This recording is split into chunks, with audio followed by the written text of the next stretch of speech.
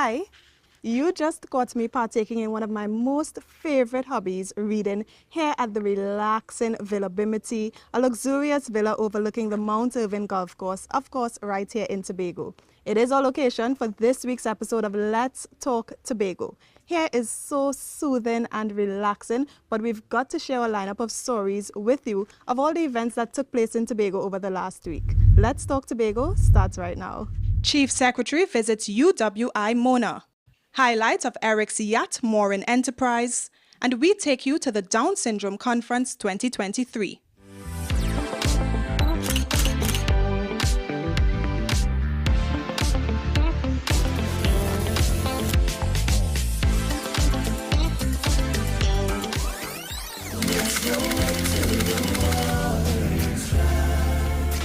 When the quarantine thing done and everybody touch road.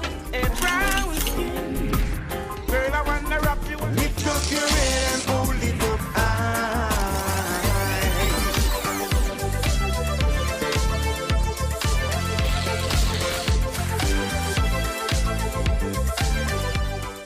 At Villa Bimity, you can decide whether you want to dine inside or on the outside on the patio. Now, have you ever been to Jamaica? If you haven't, then come along with us in this next story to the island of Jamaica. The Tobago House of Assembly recently signed a MOU on the island to assist with social projects in Tobago. Now, while in Jamaica, our Chief Secretary, Honorable Farley Augustine, also visited his old stomping ground, yes, UWI Mona. Take a look at this story.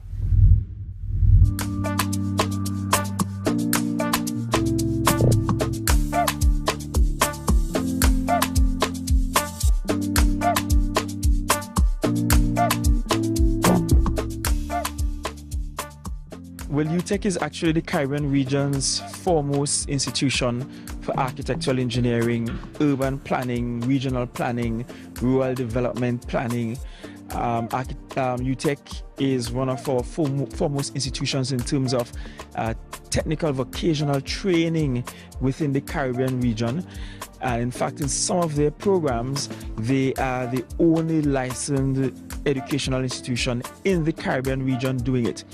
And given where we want to position Tobago, what we want to do in terms of the redevelopment of Scarborough, development in terms of our housing stock, rural development, issues with climate resiliency, sustainable building development, sustainable infrastructural development, we felt like UTEC is the best institution for us to partner with. We also have a handful of Tobago students who are present here at UTEC, all doing programs that will require support of the THA.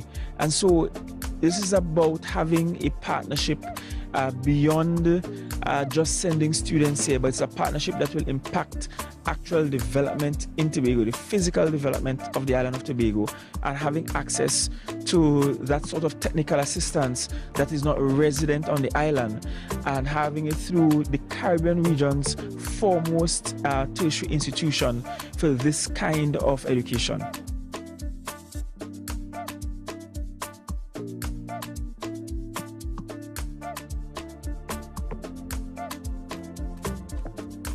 Initially, I was very excited to hear the Chief Secretary. It was a proud moment coming to, my campus.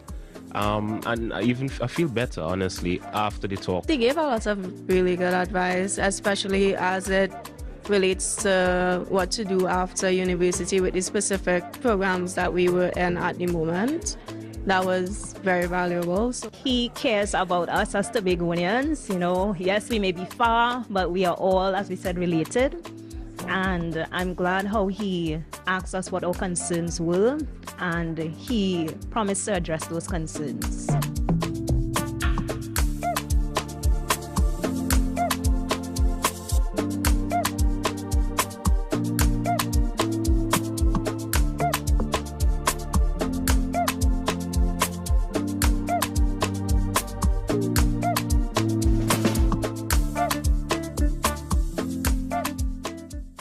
inviting, picturesque, and popular with the artists. Yes, we're talking about Charlottesville. And now Amadara Mills is going to tell us about the latest initiative from the Environmental Research Institute of Charlottesville, or ERIC.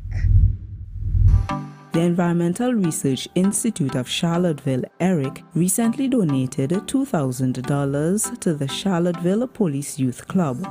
This was possible thanks to the Charlottesville Yacht Mooring Social Enterprise, where fees are collected from renters of mooring buoys at Man-O-War Bay. ERIC launched the initiative late last year with support from Shell Trinidad and Tobago Limited and the Tobago House of Assembly. The higher end goal was really to, one, save the fragile reef, and at the same time get a demonstration model where the people in Charlottesville, our community, learns that tourism is not just the dollar, it is also supposed to contribute to people that are vulnerable. And while the normal spending dollar remains with the vendors or the guest houses, in this way, working with the Charlottesville Police Youth Club, we can reach people that normally cannot get any funding from tourism. Elated, right? The Charlottesville Police Youth Club, we always want to do community-based projects, and because we are an NGO and it's only when we raise funds we have that money, so receiving that money from Alyosha, we were very happy to receive it to do more community-based projects. $800 has already been used to purchase white oil paint, where we painted the benches out at the bayfront by the gas station. Right, we did that on Sunday morning. We went to URP on Wednesday and priced some benches because we noticed that some of the benches are broken down. So we already priced those benches and we will be replacing some on the bayfront and up at the police station side. That is where the remainder of the 2,000 will go. ERIC's contributions to the Police Youth Club will be ongoing.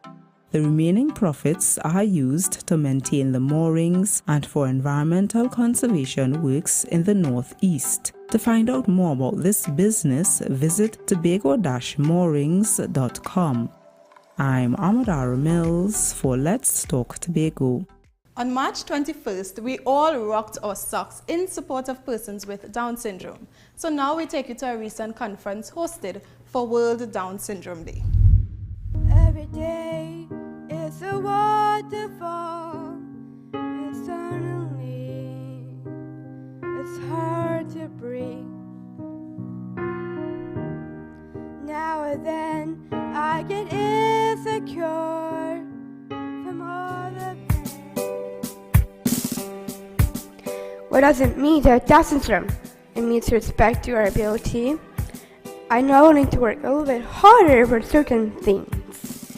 It also means to not allow people to bully you and to bully others with disability. I just started high school this year in grade 9. I love it. They have to be taught to make their own decision. And we cannot effectively allow them to do that if we continue in our wisdom to treat them as special, as incapable of doing anything, segregating them from birth, and thinking that we are doing the best by protecting them and keeping them dependent on us. In the Tobago House of Assembly, our policy is to be as inclusive as we possibly can. I wanted all of us to think about what we do every day that prevents someone from being who is disabled and prevents that person from functioning in society because of what we did or what we didn't do. The Tobago House of Assembly, and coincidentally, we actually had a conversation in Executive Council last week, or maybe the week before, or maybe it was the week before that, where we actively agreed to include within our working space primarily individuals with whatever kind of disability, and include them within our working spaces within the Tobago House of Assembly.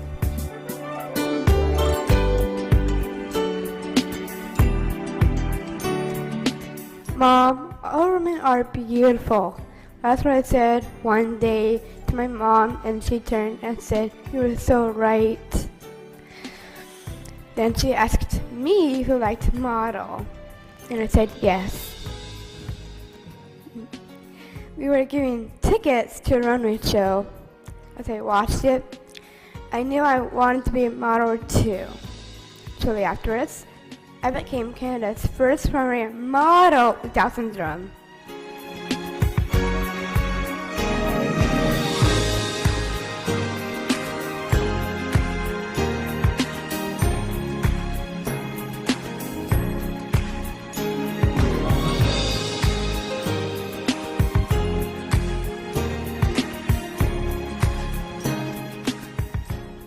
We know you want to see more, but just hold a little strain. Let's Talk Tobago. We'll be right back after these messages.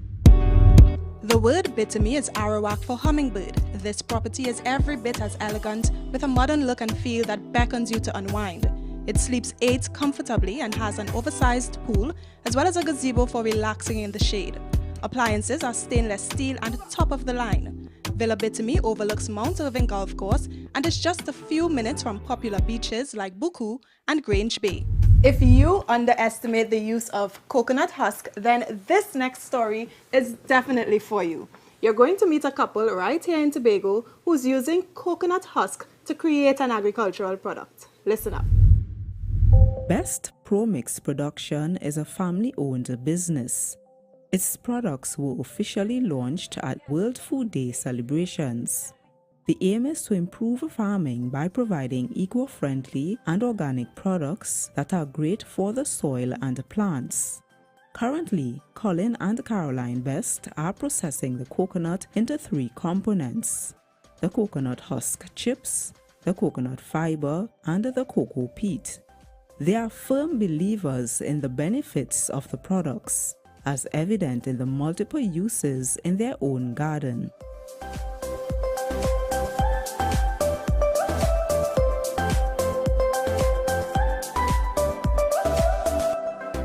You know, since we've used this product, we haven't had to weed at all. And in this rainy season, there's been plenty rain. I tell you, plenty rain. Our beds are not soaked. Our beds are not waterlogged because the product retains the water as well.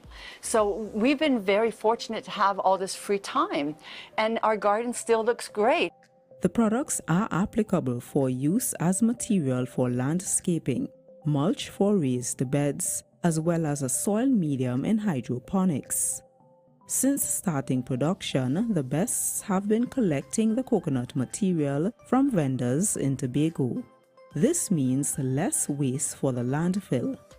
We have so much in Tobago, you know, and the landfill is full, you know, so we're accessing it from the actual local vendors.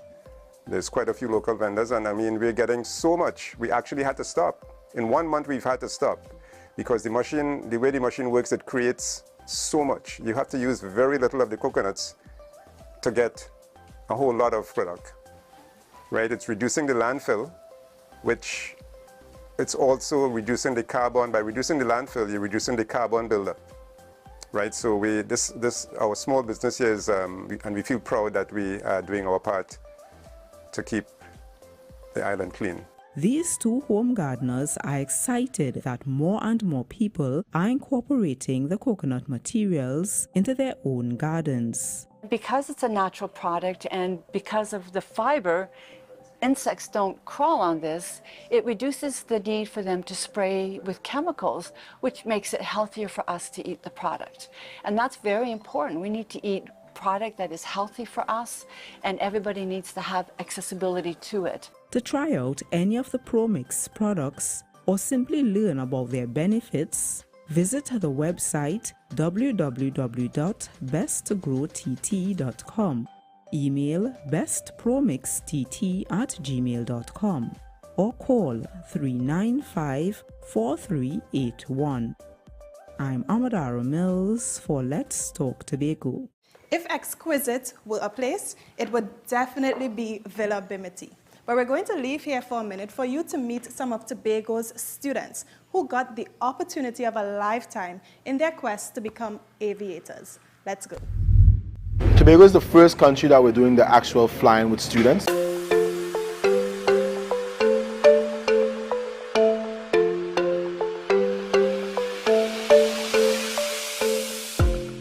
chose Tobago because Tobago is my home. Tobago is where I started. Tobago is where the dream started. Tobago is where I was supported. Tobago is where everyone encouraged me to be my best. So it was imperative that I brought it back to Tobago and show kids that they can be just like me or be successful in anything that they decide to do. My experience was amazing. I enjoyed it so much. I wasn't afraid or anything, and from the beginning to the end I was excited, and I listened and I paid attention to all that I had to learn, and I followed all the safety rules, and I saw the beautiful sights and all the beautiful views, and it really made me want to go again, and I just loved it. And also I listened to the pilot, I listened to all that I had to go through, and I listened to all the steps, and it's not as hard as I thought it would have been. And I felt great. I didn't feel sick from any of the bumpiness or anything like that, but it was also awesome. So it was nice of us to start it where I started, but we plan on emulating this event in other countries as we go on. But it's not the first time we have visited schools. We have gone to Kenya, we've gone to Senegal, we've gone to Jamaica and a few other islands, but Tobago is the first one where the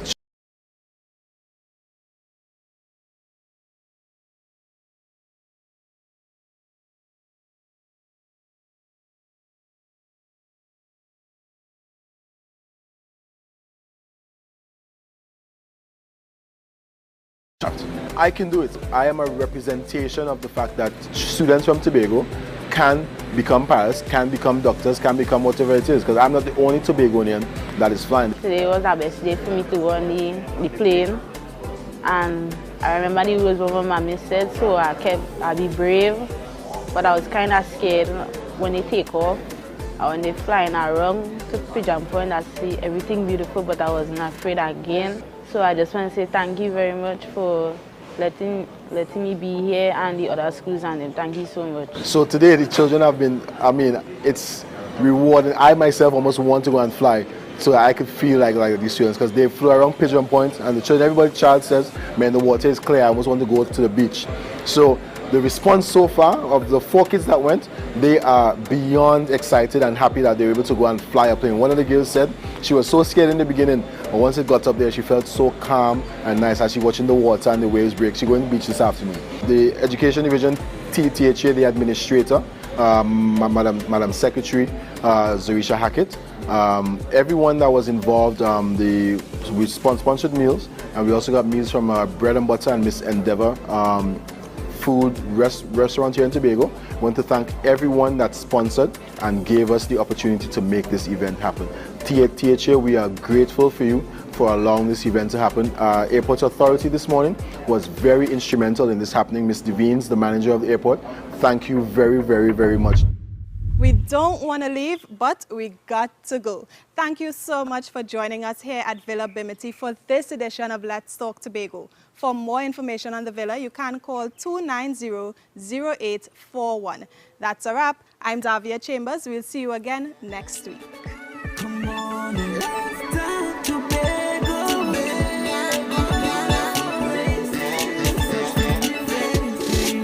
You're watching Let's Talk Tobago.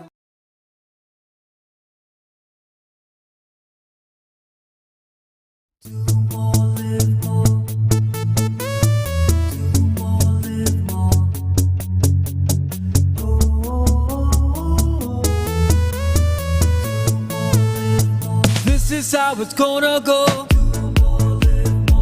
They better look up below, 'cause this is your show, and everybody's gonna know.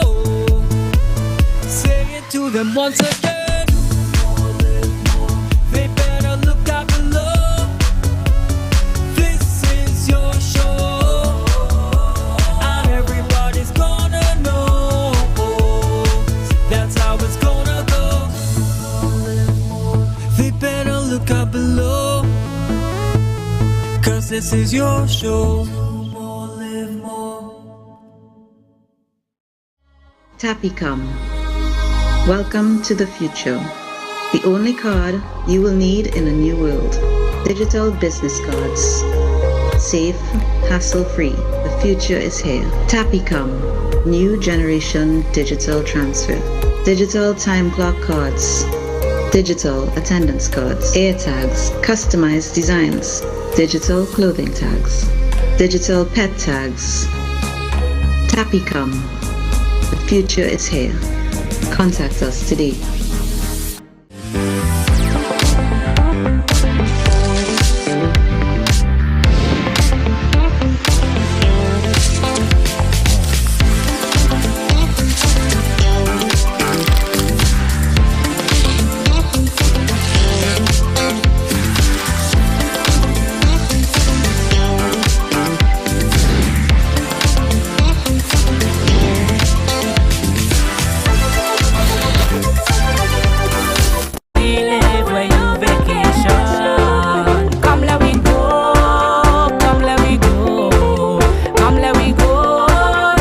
Tobago. Come let we go, come till you know. Come find your soul in sweet Tobago. Come let we go, come let we go. Come let we go to sweet Tobago.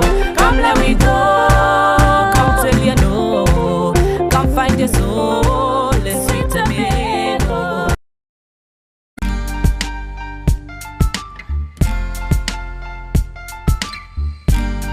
Put a smile on your face when you're moving from place to place.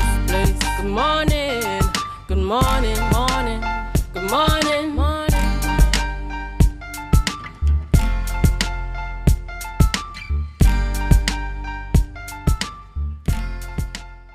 Good morning, Tobago, and welcome this morning to the Tobago Updates Morning Show. It is a beautiful Friday morning, and we're really happy to be in your company. I am Rhea Richardson George, and this is the day that the Lord has made, and we will rejoice and be glad in it. Good morning, Tobago, Trinidad, the Caribbean, those of you on the live, M&E TV, Gaia, good morning, good morning, good morning. Unfortunately, Julian Skeet is not with us today. I want to believe, viewers, that he had quite a hectic day yesterday, or he's probably recovering from earlier in this week's Youth Awards. So maybe. But Julian, wherever you are, we trust that you're having a really great morning. Well, just before we get into things, we are going to get the news in 90 seconds from Candace. Over to you, Candace. Thank you, Rhea. I am Candace Jackson, and here is your news in 90 seconds for Friday, 31st March 2023. Tobago will benefit from a UNDP grant to remove sargassum seaweed from beaches as part of a regional sargassum project. According to Chief Secretary Farley Augustine, Tobago is expected to be inundated with more seaweed than in previous years, and all assistance is appreciated. The project is being conducted in conjunction with the Japanese embassy. Valued at US $2 million, the grant will assist Tobago in purchasing equipment to remove and dispose of the seaweed. Trinidad and Tobago is one of 5 countries in the Caribbean to benefit from this project. Meanwhile, Bonaccord resident Waldwin Lovell was victorious in court against the government. Lovell is one of the residents affected by the compulsory land acquisition for the construction of the new airport terminal.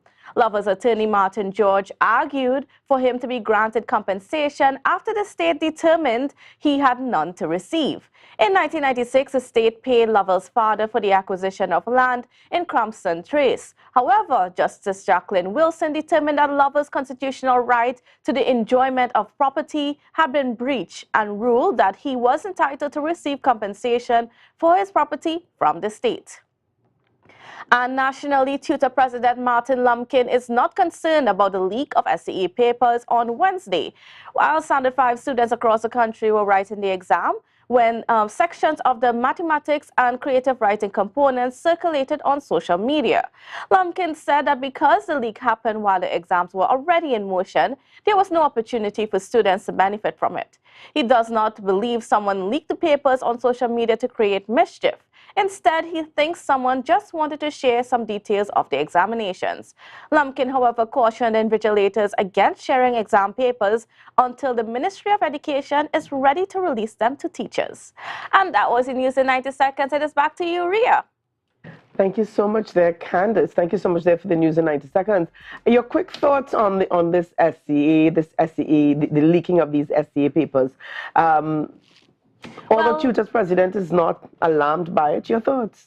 Well, I mean, it did happen while the students were already in the exams, which meant that they didn't have access to devices, so they couldn't see it. And from just the information that we have there, preliminary information, it seems as though it was like, after the creative writing part was over and the mathematics part was over. So it was during the English part of it, the English language arts part of it, that's when the information went out. And it could just be some curious teachers, just sort of discussing amongst themselves just what was on the exam and that sort of thing. And then unfortunately, it got out to a wider audience. All right. I mean, again here, preliminary investigation. Yes, preliminary. We have no idea whether or not the information was given, emailed to anyone prior to the exam. We don't have that information. But these are also possibilities. Yes. Yes. Also possibilities, but it seems unlikely. The Minister of Education seems to not be worried about it as well. So. All right. We're certainly going to be discussing that on the program this morning, as one of our guests, Braden Roberts, the tutor Tobago officer, is going to be on with us, along with Sir Steve Peterkin, who is the vice. So we're going to be chatting about some of those issues. But Candice, very quickly here, how was your holiday yesterday? Nice and quiet. Yeah. I forgot this morning. In fact, last night I forgot that tomorrow, just today would have been Friday. I felt as though I was in weekend mode yesterday. So I had to talk to myself, what day is it? What day is it? Oh my gosh, tomorrow is a working day. So I think there might be a few persons out there who would be caught off guard this morning, realizing that, hey, you got to get up and go to work. It's not the weekend yet. I can tell you I didn't want to get up this morning, but I'm here. One of those. Certainly one of those. All right. Thank you so much there, Candice. And the viewers, we are going to get into our birthday celebrations for today. We've got just a few, almost didn't have any. All right, and we have here Angela Bruce celebrating her birthday. Happy belated birthday greetings going out to Angela Bruce. And those birthday greetings are coming out or being sent to you, rather, from Jenny Ali and the Tobago Updates family. So happy belated birthday going out to you there. Selby Leslie celebrating her birthday. Happy birthday and love from all of us here at Tobago Updates and the entire Leslie clan of Lowlands.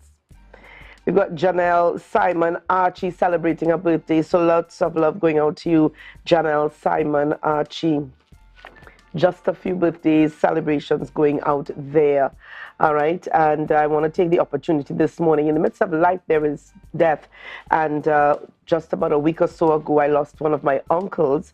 And just to inform you that we're celebrating the life of Earl Francis Richardson, who passed away at the age of 77 in the U.S. on the 17th of March. He was the son of the late Eric and Elaine Richardson, my grandparents, husband of Beverly Richardson and father of Brian Richardson, brother of Edric and John Richardson, both deceased, Edgar Ray Elton, my dad, Diana Mullen, USA, Keith Walter, deceased, Neil Carlisle, deceased, and Wayne and Paula Salandi. Brother-in-law of David Mullen, USA, Velda, Lorna, Elizabeth, Liz, Debbie, Anne-Marie, Agnes, Joan, deceased. Sorry, Agnes, Joan, sorry, not that deceased Joan, Euris and Eleanor. Numerous nieces and nephews, cousins and other relatives and friends. So that's his homegoing service is going to be taking place today, and it's via social media, and so we're going to share that information a little bit later on as well. So we want to send out condolences this morning to my uncles, aunties, cousins, my siblings on the passing of our uncle, Uncle Earl Richardson. All right. As well, lots of great and exciting things coming up on the program this morning. We're going to be talking about food and food safety, and food vending. And Dr. Faith B. Israel, who's the Secretary for the Division of Health, Wellness and Social Protection, is going to be on the program with us as we focus on that issue. A little bit later on, we're going to be talking about SCA and the leaking of these documents, these papers during the SCA examination earlier this week. And then we're going to be focused a little bit more on autism. So my good friend Ria Parry is going to be on the program with us, and we're going to be talking about a World Autism Day that's coming up on the program for today. So viewers, for those of you who are logging on, we want you this morning to share the live, even as we go on over to Tobago in Focus.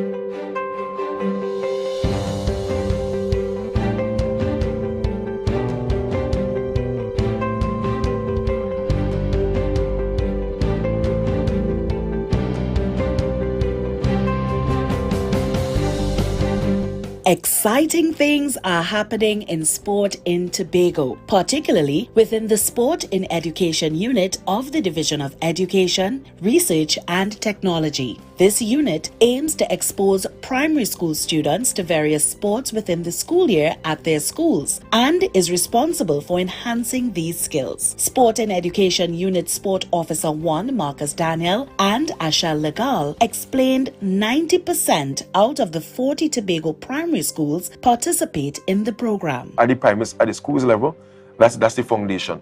The athletes are actually learning.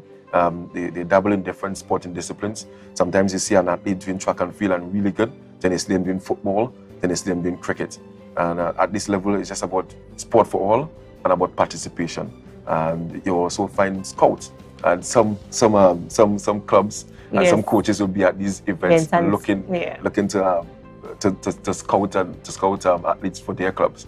And we as a sporting education unit, we welcome clubs taking these talented athletes into their club to enhance what we put out there on a yearly basis in terms of events. Football, track and field, cricket and netball are the sports offered at this time, but students will have the opportunity to participate in a lot more sporting disciplines in the future, according to Ms. Legal. I didn't hear anybody mention swimming. Is swimming not on the list of these well, disciplines? due to the fact that it's going to be reintroduced, hopefully soon we actually intend to add a few new sports to the roster. We just can't reveal it yet until it's released.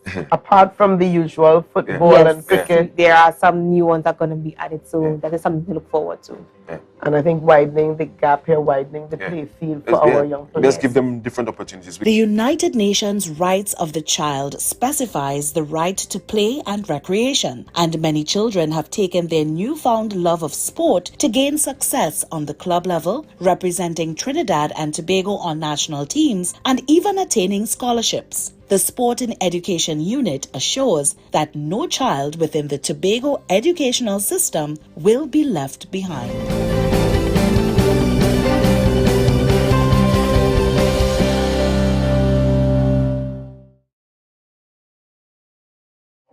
Viewers, welcome back to the Tobago Updates morning show. Beautiful, beautiful morning. Viewers, remember this morning that we're coming to you live from the 3rd floor, Port Mall, Lower Scarborough, Tobago. And this is the Tobago Updates morning show. We are chatting at this time with Dr. Faith B. Israel, who is the Secretary for the Division of Health, Wellness and Social Protection. We have to keep reminding ourselves because of the recent, well, not so recent changes, but yeah. And so this morning, viewers, our focus is on food vendors or food vending and food safety. Good morning and welcome to you, Dr. Faith. Hi, good morning, Ria. Thanks for having me. And yes, I have to remind myself of the name sometimes as well, so that's fine. There are some divisions that I refuse to even try to remember what the new name is. So we've got to keep it going, keep mentioning it.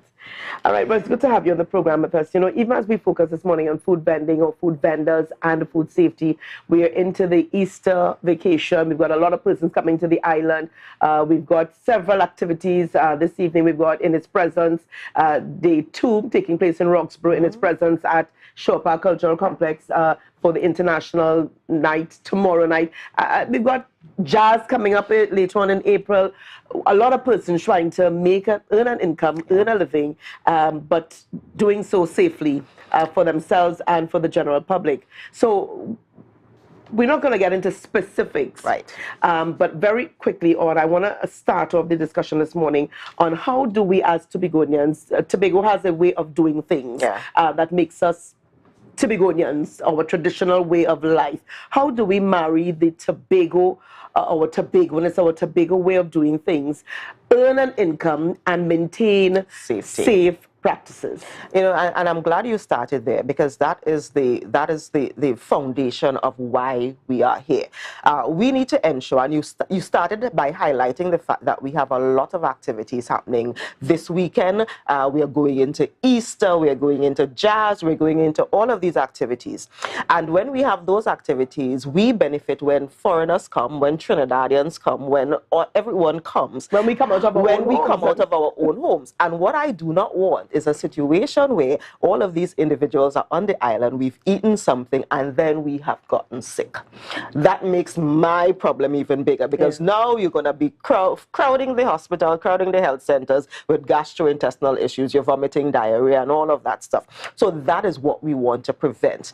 What we've been telling all our food vendors, and when we say food, we mean food and drink, so solid and liquid, everything, that you need to ensure that you provide the food that you provide. Yes, it needs to be tasty. Yes, it needs to be Tobagonian, but most importantly, it needs to be safe. And that is why we have been pushing, particularly those of you who are selling foods to, yes, our locals, but to the foreigners during this period. Let us be safe. When I was chatting with my public health inspectors over the last couple of weeks, because this is something that we've been working on over the last couple of weeks, as a matter of fact, the public health department maybe 2 or 3 weeks ago sent out a public notice indicating we are having a zero tolerance as it relates to food safety, and that is going to start from the 1st of April. So from tomorrow, zero tolerance, because coming out of Carnival, we realized that a lot of people, probably because of COVID, you know, we were home for the 2-3 years, we allowed the food badges to lapse a little bit because we were not going out, we were not having the food badge lectures and all of that. Right. A lot of people may have simply forgotten all of the things that they know are safe, safety practices as it relates to food. So coming out of Carnival, we realized that a lot of our food vendors were simply not doing the right thing. The public health inspectors went and spoke to a lot of them around the Carnival period and said, you know what, we are giving you an opportunity to bring yourself up to speed. We are giving you an opportunity to do what is right. And now that we are at this point, you need to be at that point, because the thousands of people who are going to come onto the island, we need to make sure they are safe. We need to make sure that the thousands of us on the island who buy food outside, that we are safe. Food establishment owners, what are some of the things that they must have in place? So one of the things that we are stressing is that, one, you must have a food badge that has the date 2023 on it. Full stop. As of tomorrow, the 1st of April, you must have a food badge that says 2023. The other thing that must be on that food badge, it must say that you got it from the Tobago House of Assembly. Because we have a situation where most people don't recognize that it is the local government or the municipalities that are responsible for issuing food badges. So if you get a food badge from the Port of Spain City Corporation or Arima Borough or one of those, you really are only supposed to use that food badge in the area that you got it. So if you have a food badge from Trinidad somewhere, it is really not legal for you to use that in Tobago. Same thing, vice versa. If you get a food badge in Tobago, you can't just pick up and go to Trinidad with that. They will not recognize it. So if you are vending in Tobago, you need to have a food badge that says 1/2023 and from the Tobago House of Assembly. Now, to get to you to that point, it means you would have gone through a lecture where we discuss the food safety practices and so forth. It means you would have also gotten your medical certificate indicating that you are healthy and you are healthy enough to sell food and those things. And that is what is required for you to sell in Tobago from tomorrow. Now, we've had cases, as you mentioned, that if you're living in Tobago, it must be issued by the Tobago House of Assembly, vice versa, Port of Spain, ARIMA, etc. What about those persons who you're going to assist a relative with a barbecue in Trinidad? Are you now required to have one from the ARIMA borough because you would be plying trade in ARIMA? Yes, and I think that is one of the regulations that we probably really did not know in Trinidad and Tobago. That yes, wherever you are applying the trade, wherever you are selling food, you need to have your food badge from that district, from that municipality, from that local government entity. So what we've done in Tobago, because we understand that this is it's an important time. This is an opportunity for our people to make money. Jazz, Easter, all of these things. We have put into place several key opportunities for people who may not have the food badge. So if you know, for example, that you want a event for Easter next week, week after, or you want a event for Jazz the end of the month, or you just have your regular shop, restaurant, or selling punch or whatever it is, you have an opportunity to actually get into a training that's happening next week so that you can get your food badge by next week. Training next week, food badge next week. As a matter of fact, what normally happens is that we have the training happens every Thursday, I think was the schedule. Because we know that this is coming up, we actually have a special training schedule for Wednesday and another training schedule for Thursday next week. But to get onto those trainings, and that is why I'm here today, because even though, I kind of thought that today was a holiday too, to be honest. It was not just me. It was me. not just you. It was yesterday. I thought, wait, tomorrow is the 31st. That is not a holiday. No, wow. not even a weekend. Exactly, it's not even the weekend. So if you want to get into that session or any of those sessions next week, Wednesday or Thursday, you need to call one of two numbers. You can call, you can WhatsApp, you can message them. If you're calling, of course, do it between normal hours 8 to 4. But if you are WhatsApp messaging, you can do it anytime and we will get to you. Again, the numbers are there on the screen: 723-3440 or 488-8465. You can call those numbers between 8 to 4, Monday to Friday, or you can WhatsApp those numbers, but you need to do it.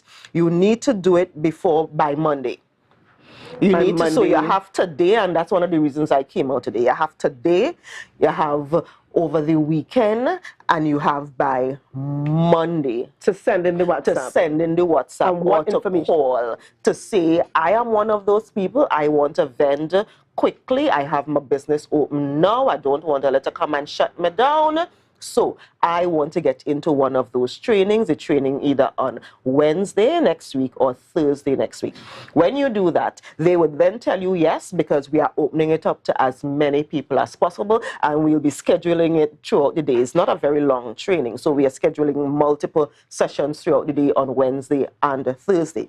When you do that, you will then be told to come by Tuesday the 4th, to get your package. Now, you may get your package before that. If you call today, you could go today to get your package. If you call Monday, you could go Monday, but you have until Tuesday to get your package, because the package will tell you exactly what is necessary to come to the training on Wednesday or Thursday. And let me tell you what is necessary so that you could start doing it one time.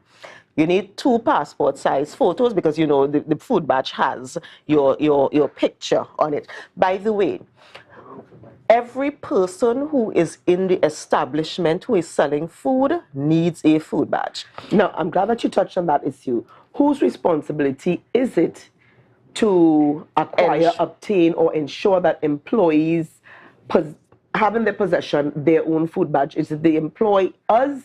Is it the employees? So who is the person who gets penalized if the employee does not have it? We are shutting down, and I say we because my public health inspectors, we are all part of the same team. We shut down the entire establishment. If I do not possess If you have Go an ahead. employee who is working in your establishment who does not have their own food badge, we don't have community food badges or business food badge, it's an individual food badge. If you have an employee who does not have a food badge, and we have actually been to certain spaces, and I won't call any names specifically, where none of the people who were there had food badges at all. So it's not even like they had an old one from last year or year before or whatever. They didn't have any at all. If that is the case, you simply cannot operate, you simply cannot sell food, and public health, which by the way seems to be the people with the most authority in Tobago, they will shut you down. So as a business owner, it is in your benefit to ensure that all of your employees who are in your establishment have their own individual food badge. I want to ask very quickly, the rights of the consumer, the rights of the individual going to purchase food. Do we have the right as consumers to ask, excuse me, do you possess a food badge? May I see it? Or, is that not our business? As a matter of fact, the food badge should be displayed. The food badge should be in a space where you can see it, so you don't even have to ask. And if you, because it may be a situation where the place is not set up where you can display it, that's fine. You can ask them. And yes, you have the right. As a matter of fact, this is a two-way street. We are chatting with those who are the vendors, who want to ply their trade, but we're also chatting with those of us who are going to be purchasing the food. You need to ensure that the food you purchase is a safe food. And yes, looking for a food badge is one of the things you must look for. Looking for clean running water to make sure that they could wash their hands. By the way, I know we just came out of COVID where we were doing alcohol sanitizers for everything. If you are talking about food handling, using just a sanitizer is not going to cut it. You need to actually have soap and water. All you wash all your hands, please, with soap and water. That is what we need, particularly in food establishments. You need to ensure that they're wearing aprons. You need to ensure that their hair is covered.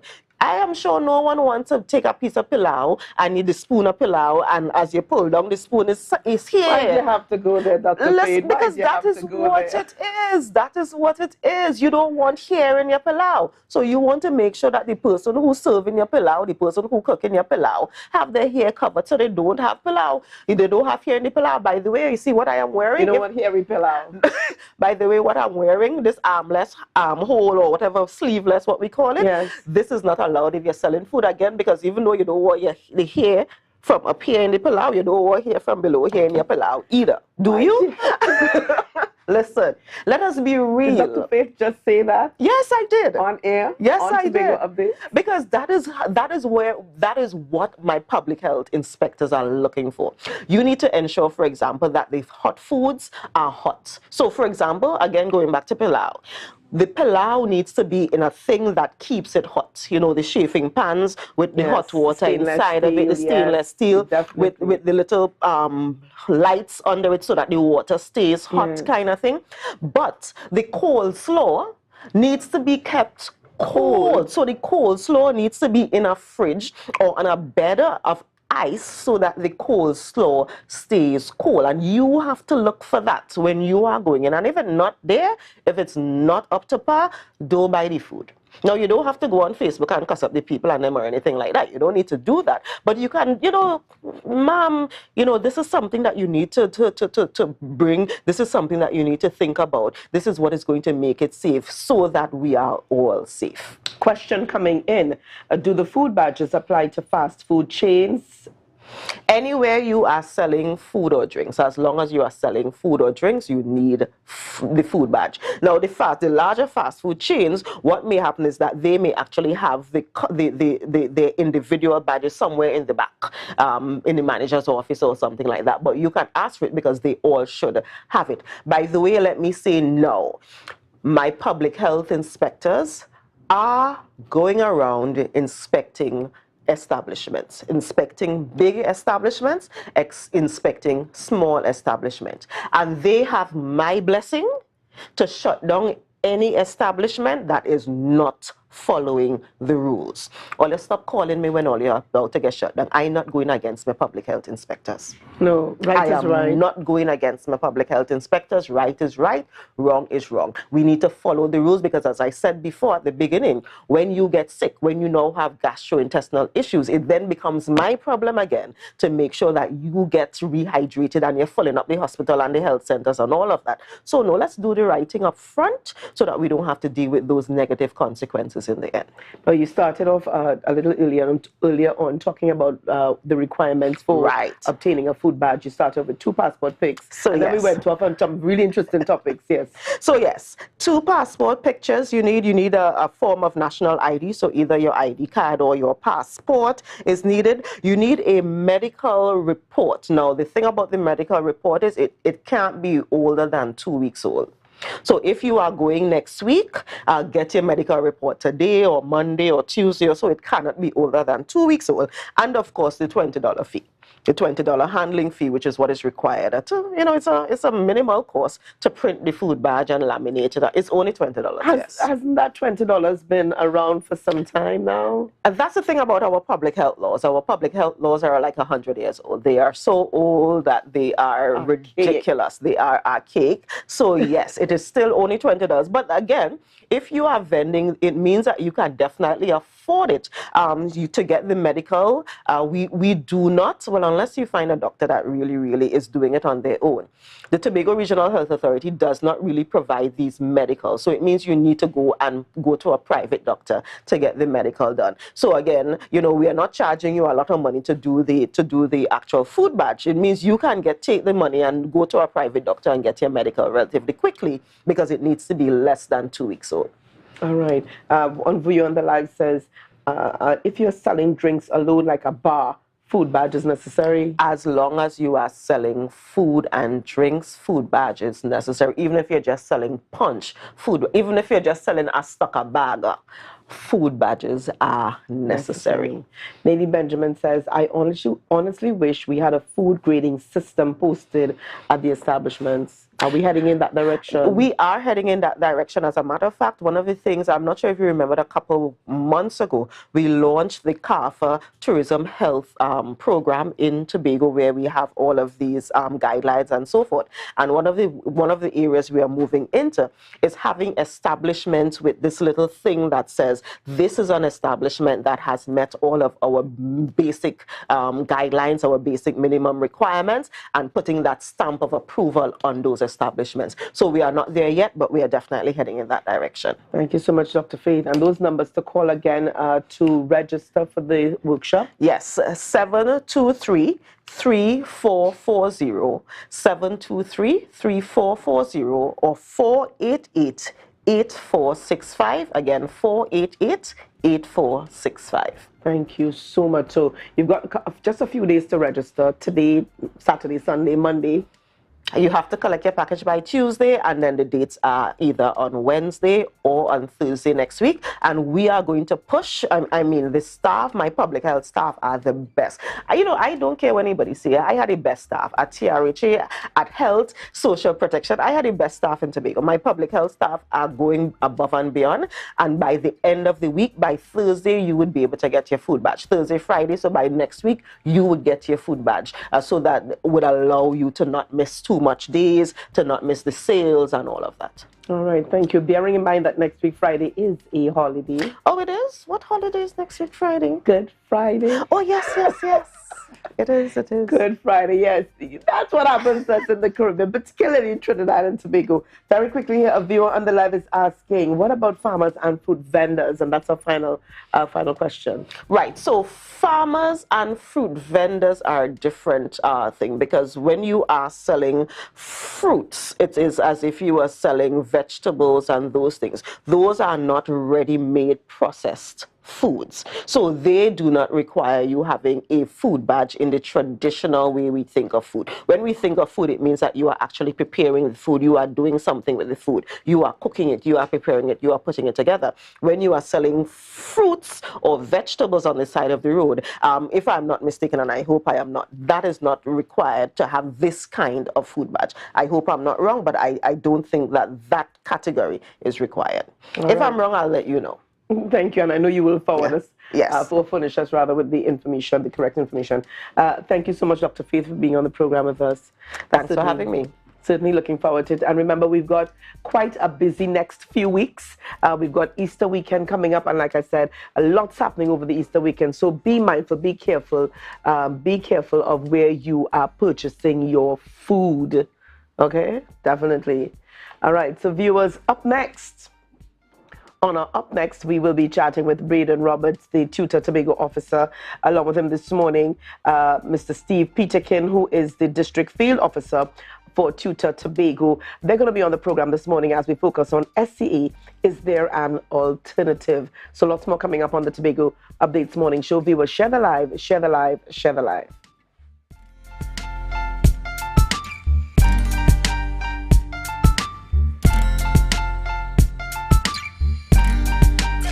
It's time to go. Geld in die eigene Sweet like to. Tobago, here's the real deal. Nothing sweeter than when your internet fast all day, every day. I telling you, it's real nice when your home internet and TV package fit your budget. Well, if that's what you want, you're safe with Digicel Plus. Sign up or switch to Digicel Plus now and pay $0 for 1 month. Plus, plans start as low as $199 and you get installed for free. Visit DigicelTT.com or a Digicel store now. Tobago Glass Supplies has been a leading name for over 37 years in the glass and aluminum market in Tobago. We provide an extensive range of high-quality, innovative aluminum and glass products for commercial and residential use. Competitive prices with superior and professional services by committed employees who are guided by rigid quality standards. Tobago Glass Supplies specializes in the manufacture and installation of glass and aluminum products that are essential to today's homeowners and the business environment. We are engaged in marketing, sales, and installation of a variety of products. These ranges from windows and doors to necessities such as mirrors for homes and vehicles, designed and manufactured in-house or imported.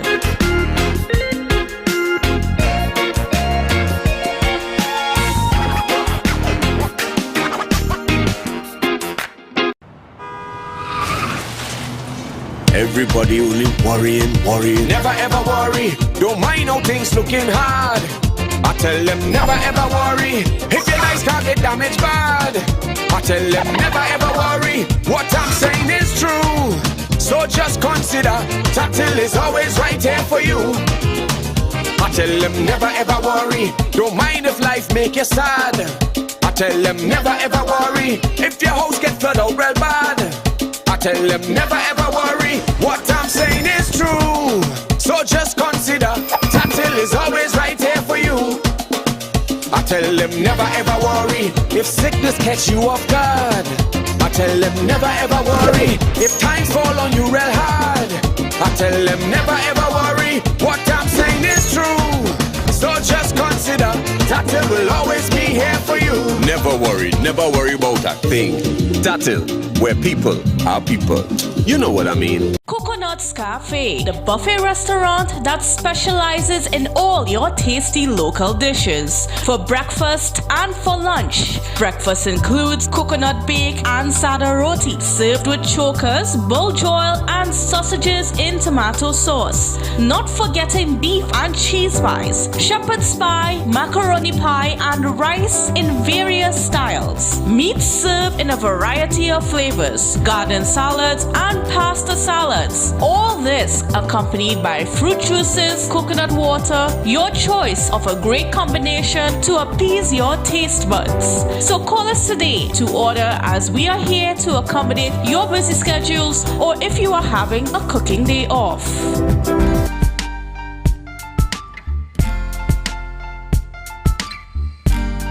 Put a smile on your face when you're moving from. Viewers, welcome back this morning to the Tobago Updates Morning Show. We are chatting this morning with Mr. Braden Roberts, the Tutor Tobago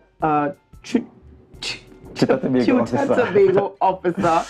which I know, along with him this morning, the district field officer for tutor, Mr. Steve Peterkin. And this morning, viewers, our focus is on SCA. Is there an alternative, among some other issues? Gentlemen, good morning and welcome. Good morning. Always a pleasure to be on the program. It's good to have you with us. Now, SCA 2023 is over. Very quickly, your thoughts on what you saw for Tobago, some of the feedback that you would have gotten from parents, teachers, concerns. Well, I believe I would want to make way to Mr. Peterkin because I would have stepped back from even the conversation because my take on SCA, and it's a good topic, the alternative. We need to move away from it because I heard the way in which you exhaled. Why are we having such pressure on all stakeholders? Because the students, the parents, the teachers, the grandparents are all feeling pressured. So, in terms of how the feel was on the particular day, I would leave that to Mr. Peterkin, who would have had a class sitting this year. Okay, Mr. Peterkin. Thank you and good morning to everyone. Good morning to all the viewers. So SEA is the culmination of a whole 7-year preparation. Because all the curriculum aspects. I like how you said that it's 7 years of preparation for SCA, not standard 4 and standard 5. That's correct. Right. That's correct. So parts of the curriculum would have started being built from first year, second year, and people don't understand that, but it's stacked. The topics are stacked and they're layered. So and then you get to standard 4 and you make sure you cover the curriculum. But after that, you have to now prepare students to understand how questions are asked. And with that, you have a certain amount of practice papers and stuff that people do to get students accustomed to the way that questions are asked. And it becomes stressful because we have a wide section of the curriculum, but only a small aspect could be tested, and we don't know, we're not sure. So we're preparing for all of these, but there's only this amount that's coming.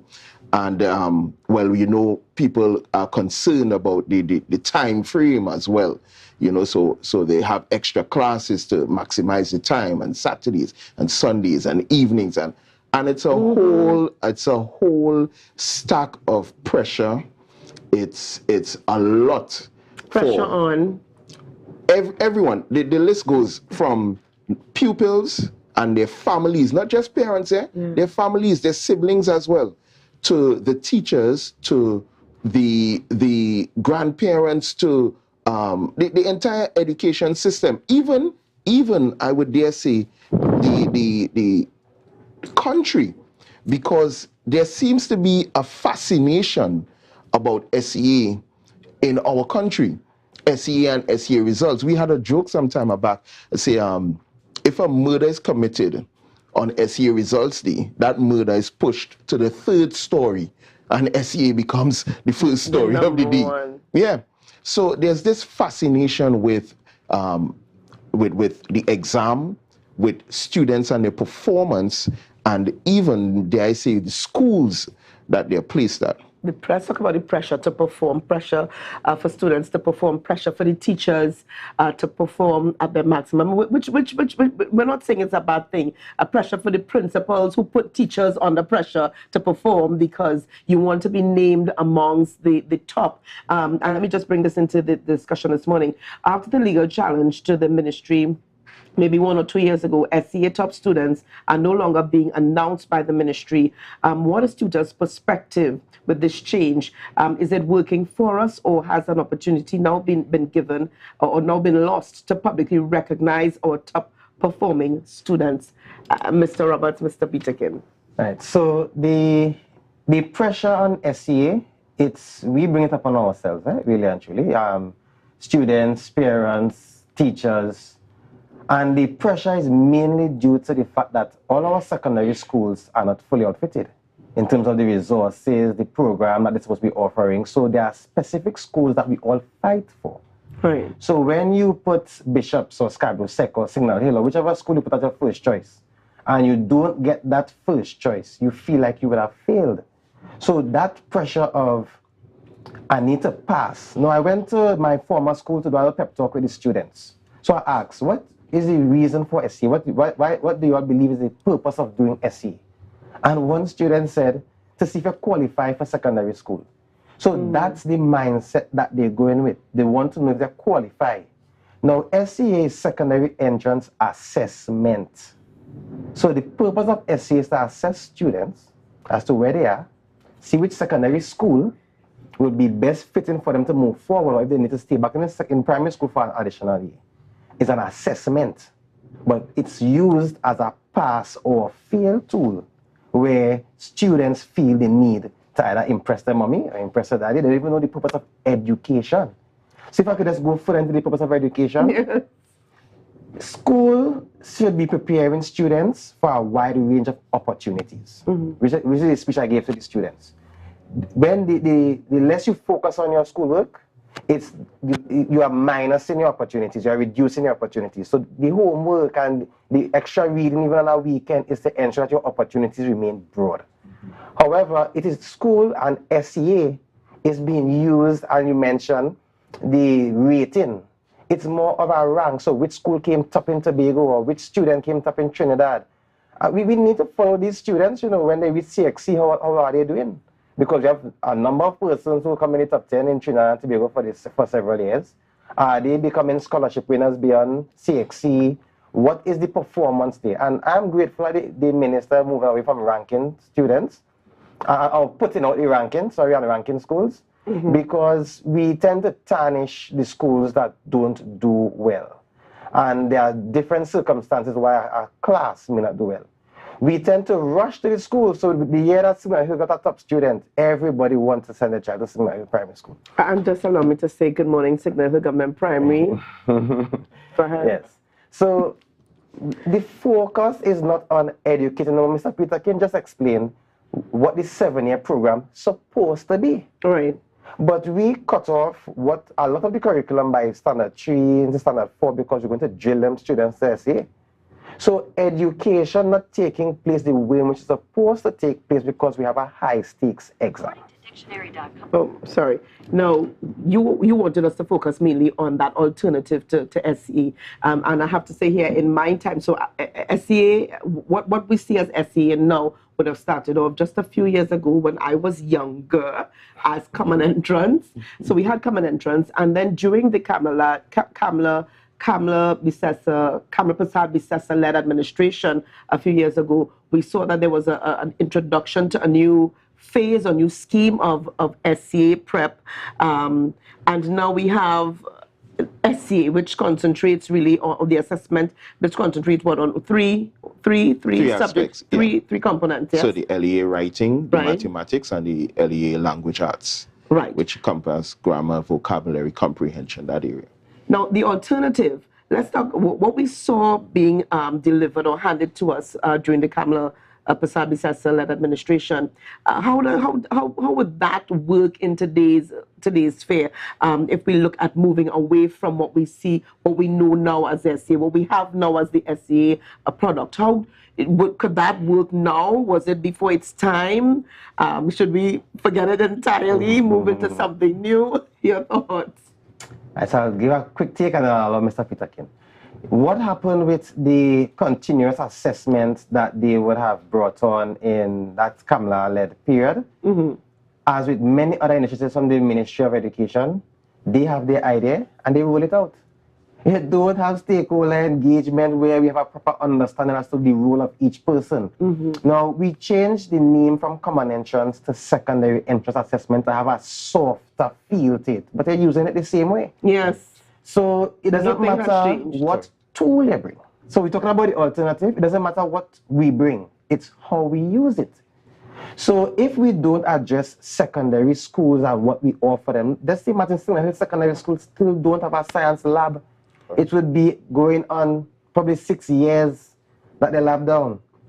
So if we have to fight for specific schools, it does not matter what tool you bring. They're going to utilize it in the same way. The continuous assessment that they brought, it was a little chaotic because we were learning while implementing it. Right.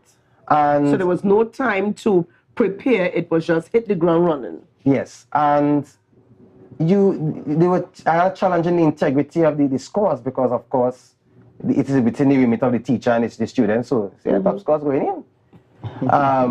Do we have a proper assessment as to the quality of the learning and the quality of the skills of the particular child to see which secondary school would best fit this child? We still didn't have that.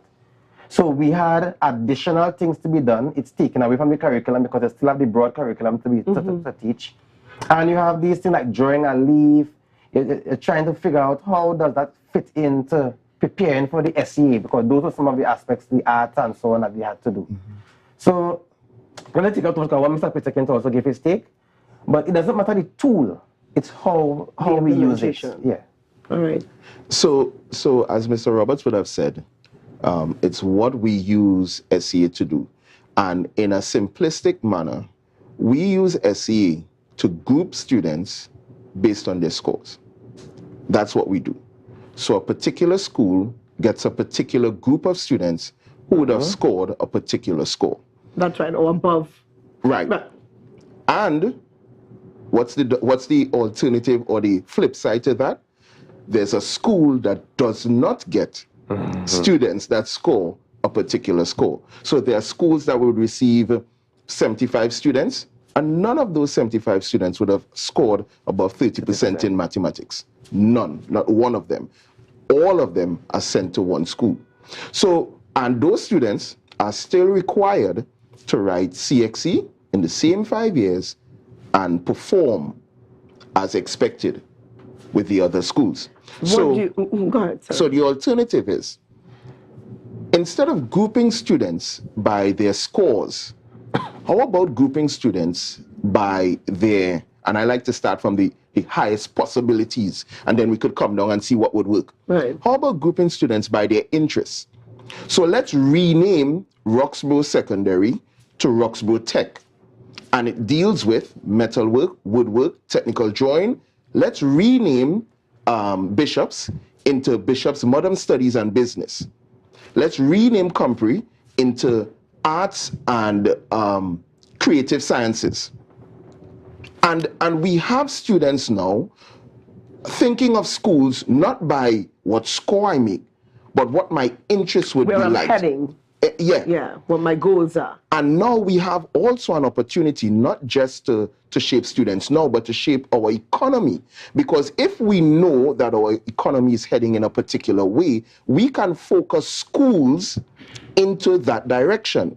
We know that we want tourism and we want to boost our tourism. We know that we have oil in Tobago water, so we want to boost our petrochemical field. We can start from our secondary schools and lead our students into learning that way. And you would see corporate Trinidad and Tobago jump on those opportunities to ensure that they adopt schools and train schools and support schools so that in the future, the same companies would have skilled personnel to pull from because they know that these schools are providing these skilled students. This is unheard of. This is moving away from the model of education that we've known, we've grown with, we've grown accustomed to. This is... It's not, It's not? No, they did a paper on this several years back. But in Trinidad and Tobago? In Trinidad and Tobago, but it was rejected. They did not believe that they should start segregating in that manner that early. The belief was that each child should get the opportunity at whichever school. But is it working? I don't want to jump ahead of myself, but is it working? So it is not working. What we're doing now is not working. What we have in Trinidad and Tobago is, if we have an idea and we don't like it, we throw it away. We could refine it. Yeah. You know, we could adjust, take the ideas. That's the purpose of consultation. Correct. We don't get meaningful consultation in Trinidad and Tobago. Let me just share a little bit what's happening on the live. Nadine Nichols, who is a preschool owner out of Patience Hill, Tobago, says, good idea, Sir Peterkin.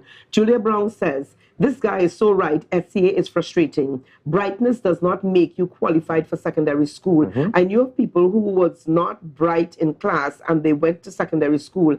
And I had classmates who were bright, like Morning Star and never pass common entrance. Correct. Is it the pressure? That's the pressure of the That's day. the pressure, yeah. Yeah. All right, so back to you this morning here, Mr. Roberts, with regards to that paper and the tailoring, modifying to accommodate the direction in which we're heading. You were saying. Right. Now, when the secretary spoke about the Tobago-centric curriculum, now, I believe she gets tired of me repeating it. But I got excited about it, because that is similar to what was just explained. So you don't have to make Signal Hill School like the science school, but you can have the flavor where the math teacher tailoring the math sums towards the science topics. If you have tourism, I went to a graduation with Goodwood Secondary. I want to give the principal there some kudos. I went there and the students did hospitality. So by the time I came up my vehicle, hearing the whispers like Mr. Robert, some tutor, so on, they know which seat I'm going by, who I'm sitting on next to. We talk about customer service in Tobago. And they were training those students. So let's say we have certain secondary schools that particular flavor. That's what the secretary would have explained based on what I heard in terms of a Tobago-centric, based on our needs. You flavor some of the schools. You don't have to make bishops business only. But the language, even in the maths and the PE, you kind of give a business aspect to it. So at least children will get more than just the content. They will get the context and application and see, even if I don't do good in maths, the things I did in school with maths, I'm able to transfer that to the mechanics and whatever else I am to do. But we are too rigid to the topics that we need to cover before the term finish. The syllabus must be covered. Yes, and but it's the same parents would say, at any cost. The same parents would say, these topics teachers don't teach. So we had to try to push some of these topics as best as possible while balancing effective learning. Yeah. So you wanted to add to that? You see, at the end of the day, we don't want to create students that all they could do is pass SEA. You want students to fall in love with learning, and that's about it. So if we continue to rank teachers, schools, rank students, and all they see is that I need to be ranked. I need to be first, second, and third. Yes, I need to be top. I need to be ranked. I tell my students, I say, listen, we have enough A's for everybody, right? So you move away from first, second, third, fourth, because there's only one first, there's only one second, right? But A's are for everybody. And you move them into an aspect where they fall in love with learning and they understand how they learn. And then you can see these students going through society contributing. When they get to secondary school, they're head in the debate team. They formulate community groups, and because they understand and they appreciate it's not just about me doing SEA and what I could do, but it's about me contributing. It's about me being part of society. It's about me being a useful member of society. And once we get children to think like that, think of themselves like that, and then you would see people going further. And because they fall in love with learning, they would learn further. They would go secondary, tertiary. They would continue because they have fallen in love with learning. All right, gentlemen, we've got to wrap it up here. We've certainly got to wrap it up here. But very quickly, how then do we drive that discussion? Right, so the conversation been existing for a very long time. But if you don't, as I said, if you don't fix the secondary schools, no matter what we do, we're going to fight for specific schools. So we need to start by addressing the shortcomings of all of our secondary schools, where it doesn't matter which school you go to, you're going to get quality education based on the resources. Teachers are trying their best with very little.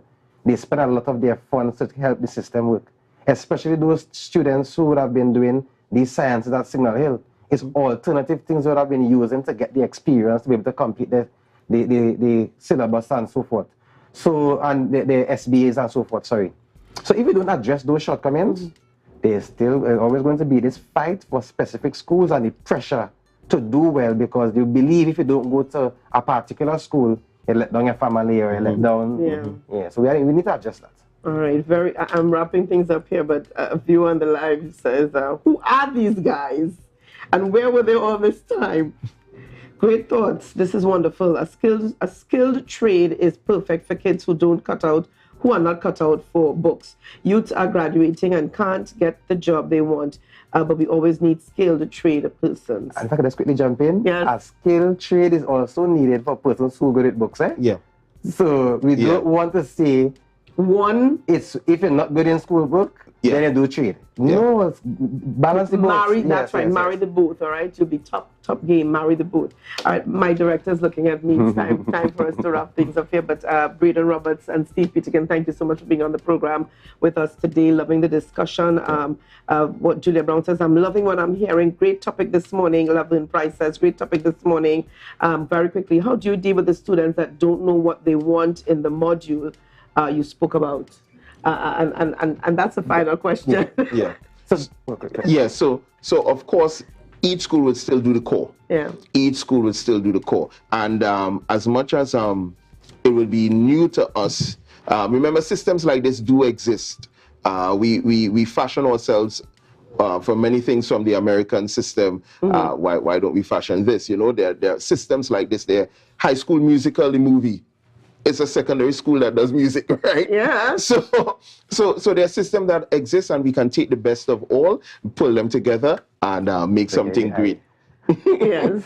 Brennan, you wanted to say something very quickly. No, but that's why we indicated it could be a flavor of it. Yeah, Not because an idea, you meet a question like this, you put it down. Yeah. You flesh it out with consultation, but I know that time is up, so let me battle it here. Yeah, my director's there. They're going to put us out soon.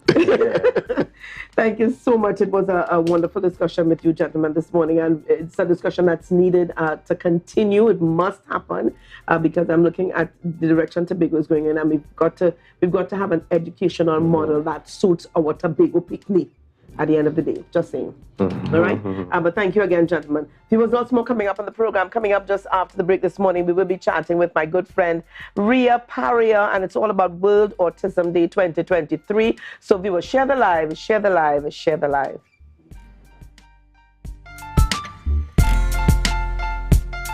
October will never be better with Tobago Carnival Fever. Okay, passage and come on over.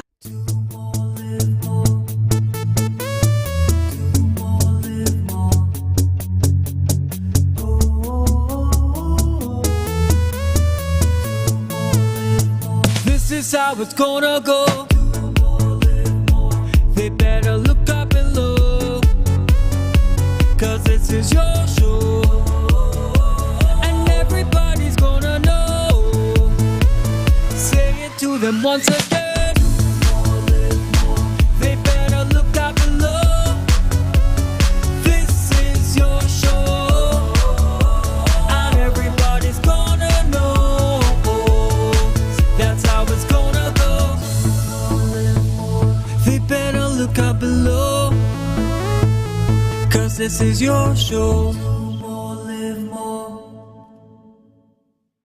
Welcome to L'Image Parfait Day Spa, your urban oasis and wellness center. Our services includes massages, treatments, facials, pedicures, weight management, detox programs, and much more. Call us today at 624-1452 or 720-7474. Trinidad locations and Bonacore, Tobago at 273-7772.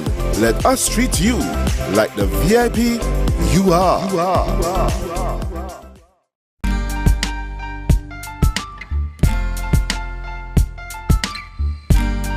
Put a smile on your face when you're moving from place to place. Good morning. Good morning. Viewers, welcome back this morning to the Tobago Updates Morning Show. We are chatting at this morning with Ria Paria. Yes, my namesake. She's the chairman of Autism Tobago, and the focus at this time is on World Autism Day 2023 in Tobago. Good morning and welcome, Auntie Ria. Good morning, Auntie Ria. All right.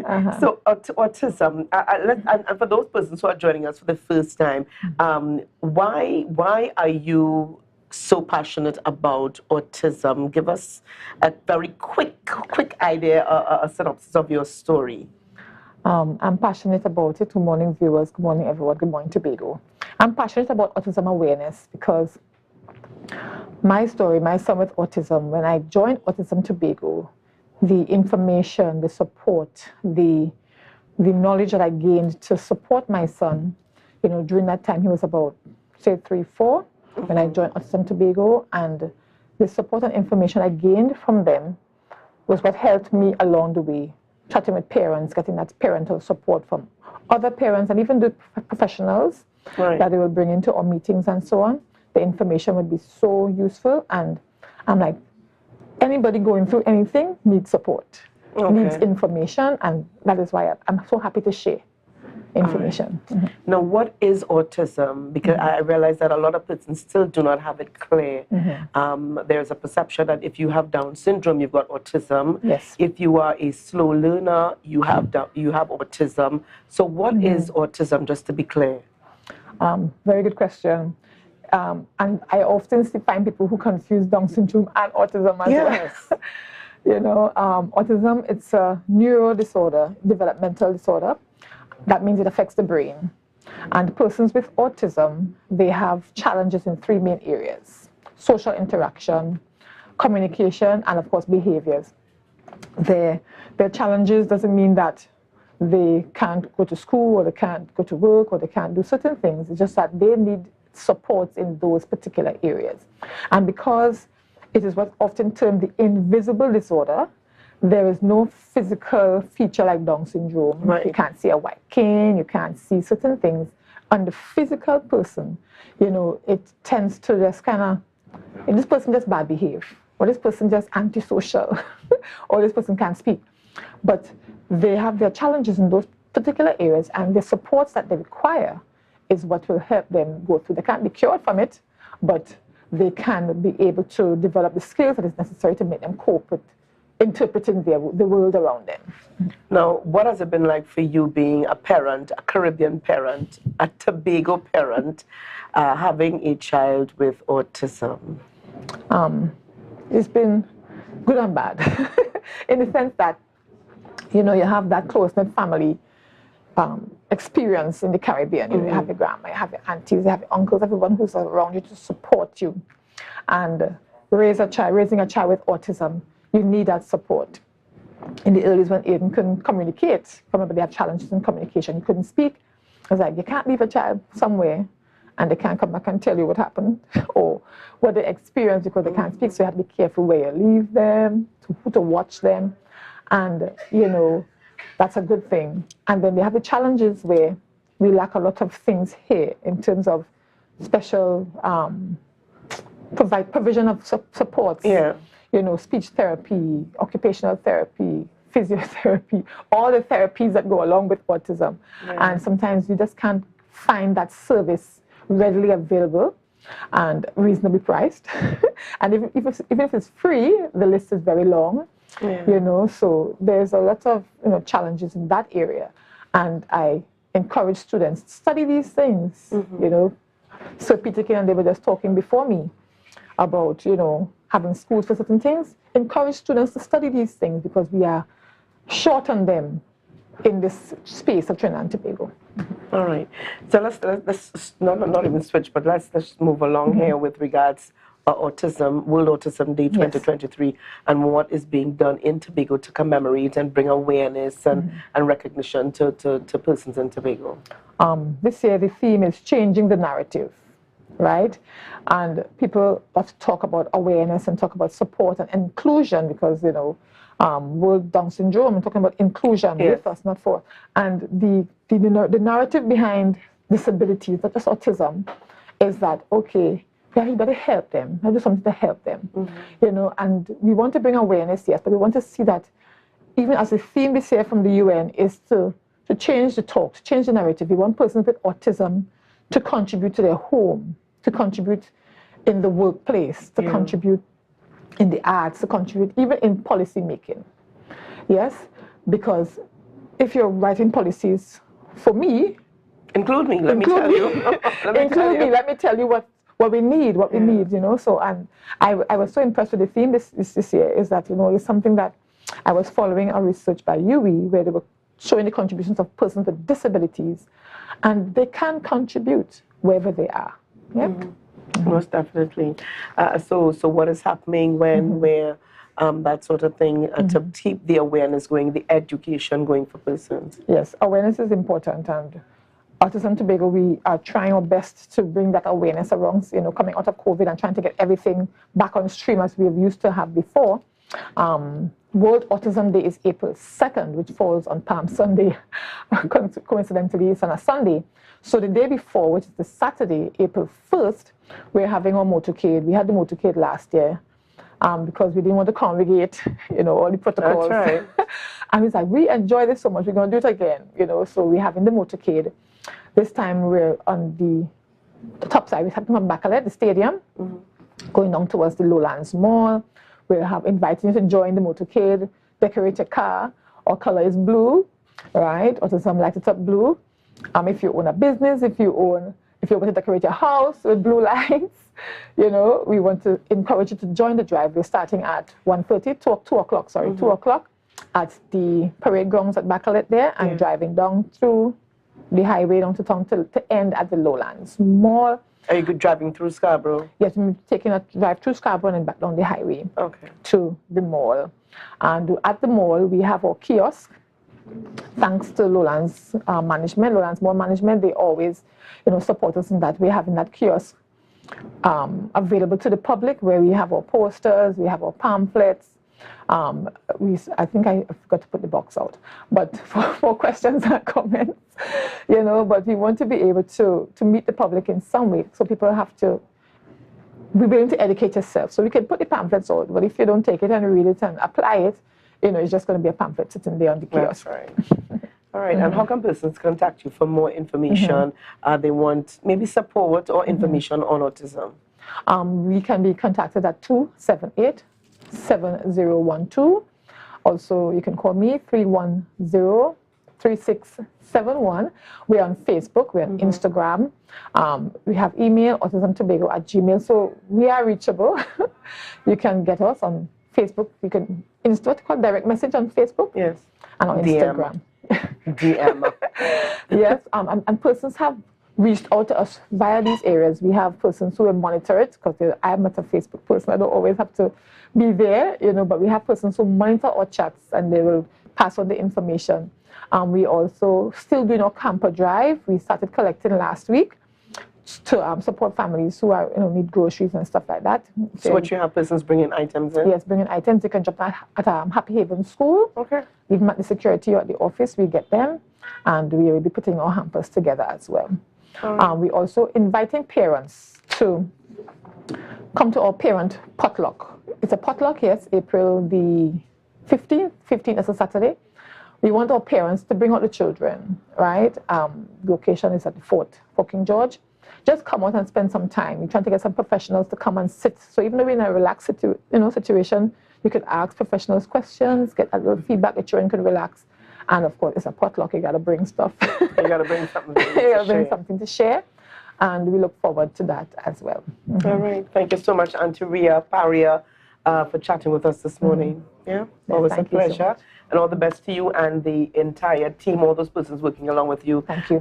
Pushing and educating on autism in Tobago. Viewers, we're going to leave it there. We want to thank you so much for joining us today. If you haven't realized by now, it is a work day today. It is a work day. It's not a holiday. All right. So get on up and get out to work. No excuses. So have a great day. Have a wonderful weekend. Remember, all roads lead to Roxborough later this evening for 5 o'clock for In His Presence, the Caribbean night, and then off to tomorrow back at the Shore Park Cultural Complex for In His Presence, that's In His Presence 10 for the international night that starts at 7 o'clock tomorrow. So we want to invite you to come on out. All right, we want to thank you again for joining us. Have a great day, have a wonderful weekend, and we will see you, God willing, tomorrow. So we're going to head on over into GMT with Candace. Bye-bye, everybody.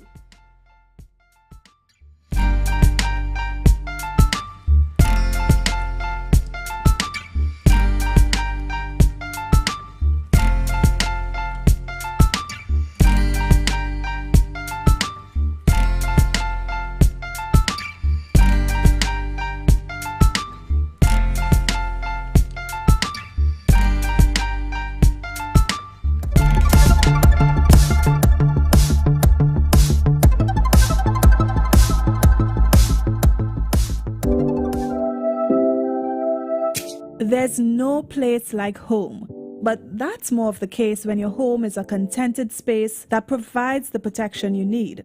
Shelter is a basic human need, but it's a basic need not afforded to many of the vulnerable in our society. So last year, Chief Secretary Farley Augustine mandated Secretary Ian Pollard to, among other things, develop a social housing program to improve housing delivery in Tobago. Therefore, Home was born, home ownership made equal, and the first house is already being constructed in Milford Court. Today will be the first of our social housing program, affordable housing program. And we'll know that this is part of the project that we went to Jamaica to look at, to replicate here in Tobago, the social housing. And today, this is the first of many that is there to come. A year ago when the Secretary and his assistants were mandated by the Chief Secretary to have this program rolled out, persons wondered, would it work? But here we are this morning, standing on the premises of God, that it has started. A cadre of individuals who really and truly just cannot afford. Even if the THA is to sell up them a piece of land and they could afford that, they wouldn't be able to afford to build a home. And if the THA builds the home, they can't afford it. But they are among the neediest of them all. And so this home ownership made equal program is really geared towards targeting people who are experiencing extenuating circumstances. Construction started on Wednesday and today is Sunday. And between Wednesday and Sunday, an entire foundation is completed for what will be a 2-bedroom, 1-bath home. The first target for this program is someone who is differently able, someone who is blind. So you can see already provisions are being made to accommodate someone who is visually impaired. All the THA is paying for the home being built behind me is the actual materials. The labor is volunteered. The equipment being used, those are volunteered. The furnishings for the home have already been volunteered. So this is an example of the community coming together to help those who are most in need.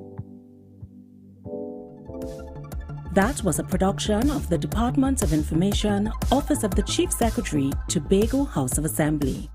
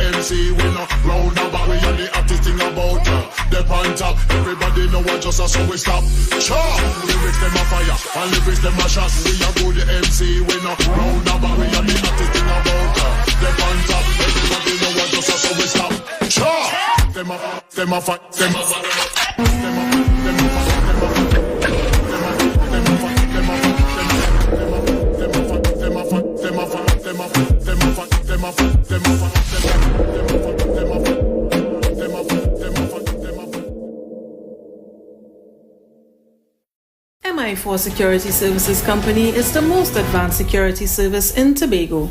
Ask about our cash and transit service. It's safe, risk-free, reliable, and timely.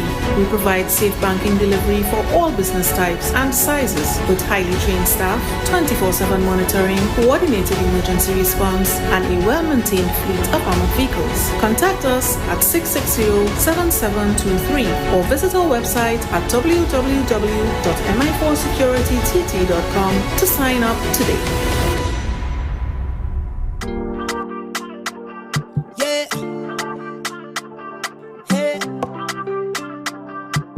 Tobago updates. Good morning, Tobago. Welcome to Good Morning Tobago on Tobago Updates, your source for current affairs in Tobago, Trinidad, and the region.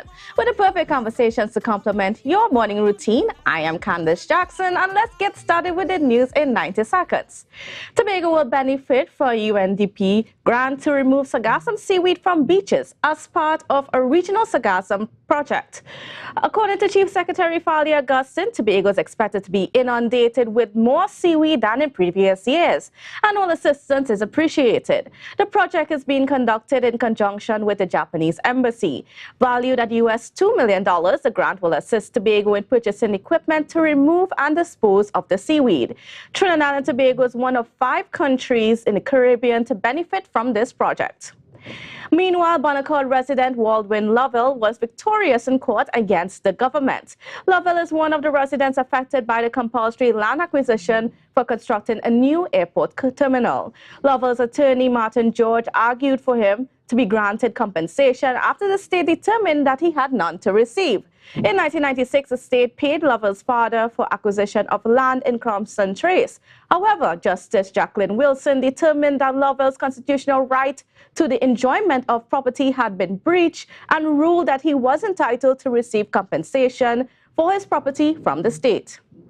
And nationally, Tutor President Martin Lumpkin is not concerned about the leak of SAE papers on Wednesday. While Standard 5 students across the country were writing the exam, with sections of the mathematics and creative writing components circulated on social media. Lumpkin said that because the leak happened while the exams were already in motion, there was no opportunity for students to benefit from it. He does not believe someone leaked the papers on social media to create mischief. Instead, he thinks someone just wanted to share some details of the examinations. Lumpkin, however, cautioned invigilators against sharing exam papers until the Ministry of Education is ready to release them to teachers. And that was the news in 90 seconds. And viewers, yes, we have so much happening within our space, especially politically. We have the formation of a new political party, and Chief Secretary Fali Augustine indicated that he will serve as interim political leader of this new party, which is yet to be named and will be launched on April 4th. That's next week.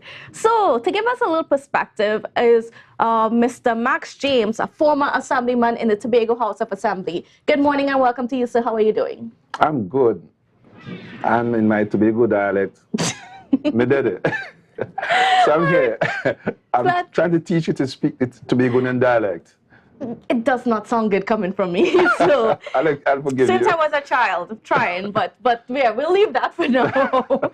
Anyways, so there's a lot of talk within the space about the formation of this new party. Some people say that, you know, it should not have been happening now. Some people say, well, it is inevitable. You know, no time is a good time. What are your opinions on the timing of the formation of a new political party? Well, you know, when I come to your show, I like to give a little bit of political philosophy. But good morning to the viewers, and thanks for having me. In this case, I want to look at what the old French political philosopher said, Jacques Rousseau. And he said, he principally explores 2 routes in achieving and protecting freedom. The first is a political one aimed at constructing political institutions that allow for the coexistence of free and equal citizens in a community where they themselves are sovereign. Now that has important implications for Tobago because we don't see ourselves as free and sovereign in our land. If you look at the other political party, that is the PNM, and they boast of themselves as being so long, they haven't fractured, and the best thing. But Tobagonians are not free since we've had the PNM. Tobagonians have not had, we have not had our independence, so to speak, within the context of the state, right? And they take the Tobago PNM take their instructions from Trinidad.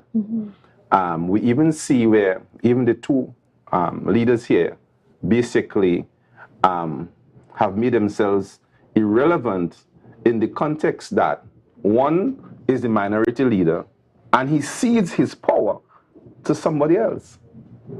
So they are both assaulting each other, and that in a sense is an assault upon or political development and or social democracy, because you can't have a minority leader in the house, sitting in the house, and you are taking instructions from an entity, so to speak, who's outside of the house. So that speaks itself, where we can't have the kind of socio-political development where we don't know how instructions are coming from in the case of Kelvin Morris. Now, so Rousseau speaks about the development of political institutions for freedom. And so we have just established that the PNM has not done what it was supposed to do for Tobago. And if the situation is today, where those who are in power now, you laughed and you mocked and said, they're independents, call the elections now. They know they're not ready for the elections. They know it couldn't happen. And they're having a press conference on Monday to discredit the organization. Has not even been formed. You go around the country telling people, you don't have a party. There are no Rurans, that's to quote Ansel Dennis. He mocks and he pours scorn. You're no Rurans. So the Rurans are now forming themselves in the party. And you're still not happy. Yes. You're still not happy. So the guy is incredulous. You know, I want to know where he comes from. What is his understanding of political power and political institutions to guide our social democratic development? Now, do you think that it is too early for this to happen? Because I mean, in all fairness, Mr. Augustine and they did say that yes, they would have to form a new political party at some point leading up to the next elections, because that's just how our political system operates. But do you think that they tried too soon, or should they have waited till a little In my own view, I thought it should have been sooner. That's my own personal view. Maybe upon reflection, and maybe they didn't want the public to say, you do this thing too soon. You might have been planning for this thing all along. They took them took enough time, I suspect, to get perhaps their constitution in place and all of that. And you could argue and say, well, is the public should have had another input in the constitution? And you could, you know, when you look at things, you could say anything you want. But the fact is that it is going to be launched. And I think that they have gone through the mill and the process of how this I mean, when the people in the society looked at them and said, these are the things you should do, these are the things you should not do. So having been fully processed, they are now ready to launch the party. Let us give them a chance to see what they will do. Now, in the absence of a lot of information, because of course all we know at this point in time is that there's going to be a new party forming. They put out the applications for membership and that sort of thing. Now, what's the feeling on the ground as to, you know, whether or not they may be as strong as the PDP was, you know, just over a year ago, a couple of years ago? Well, the fact of the matter is that for those who have done a little bit of management, people believe that there's something called, they believe in something called the chaos theory. And I mean, even God had a revolt. You know, what did Jesus say? He said, I saw Satan fell like lightning from heaven.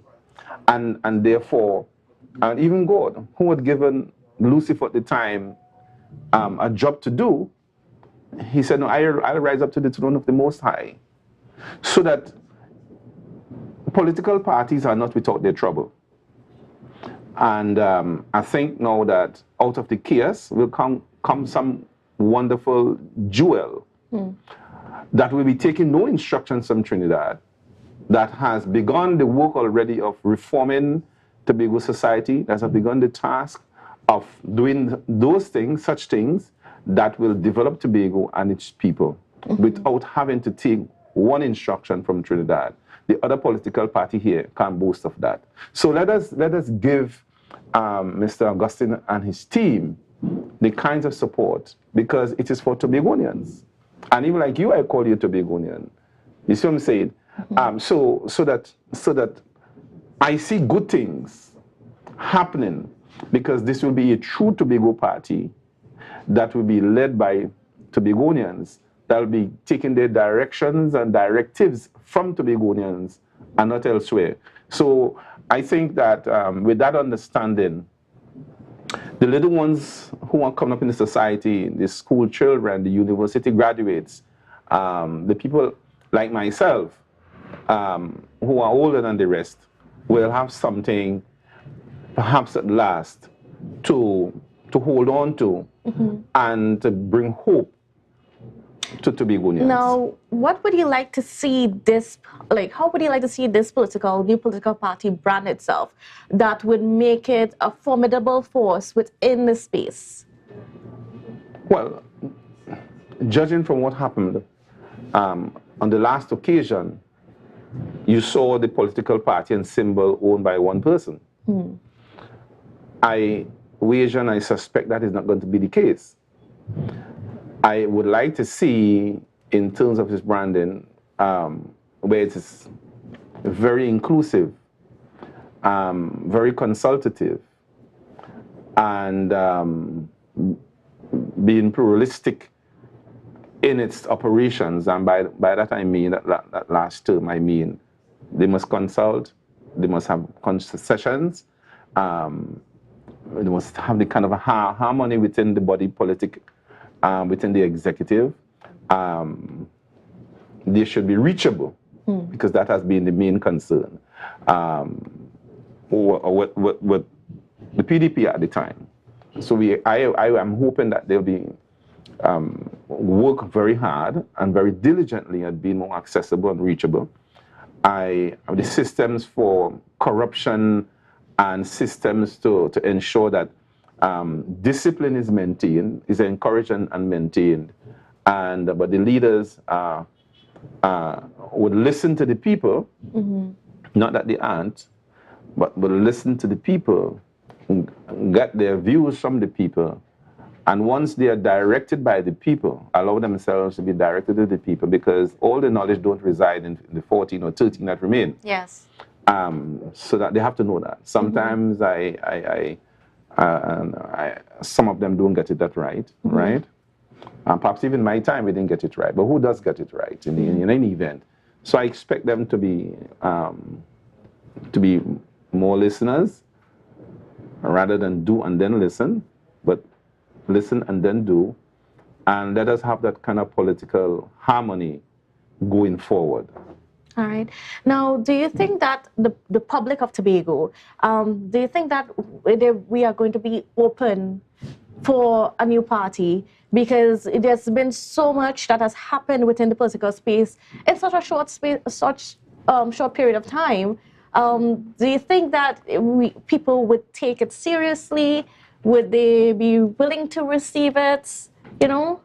I think so. In fact, I believe so. I know so. I've spoken to several persons over the course of the week, and people are enthused when they heard the good news that this party is going to be formed, and even Mr. Augustine is set about to be a temporary leader, and I think that's the right thing. So he's temporary leader until they have the formal leadership elections. And I think he started off good.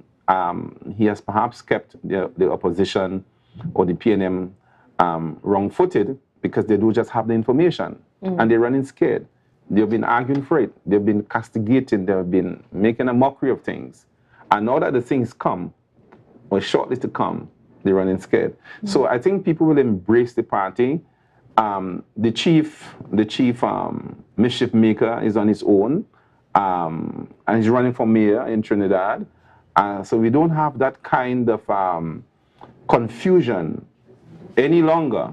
We haven't seen any evidence of it. What the PNM has done is to spew confusion in society. Secretary James is that. Secretary Panton is that. Secretary Baines is that, the Chief Secretary is that. And that's because they are longing and thirsting to go back to the trough, to steal and to plunder. That's what they're longing to go, and to protect their supporters and their investors and their contractors who've been stealing the public purse from the public purse. That's what they're longing for. So they don't want to see this work. And in terms of our political freedoms and social freedoms and development here in Tobago, they want to go back under the arms of the PNM in Trinidad. They want to go back there to take instructions, and we just won't have it. Tobago must be a free society. We must be sovereign here. All right, that's the dream of Anna Robinson and Winston Murray and APT James, my great uncle. That's what we want in Tobago, to be free to develop Tobago as we see fit. Under a PNM, it has not happened. Since independence, even just before that, it has not happened. And we want to see this happen. Clearly, and the evidence has shown, this is the only vehicle that can carry Tobago to the freedoms and independence that we deserve over the years, because Trinidad will continue to plunder our oil. They'll continue to plunder our people have to leave and go there to live and to work, and people are educated for export to Trinidad and elsewhere.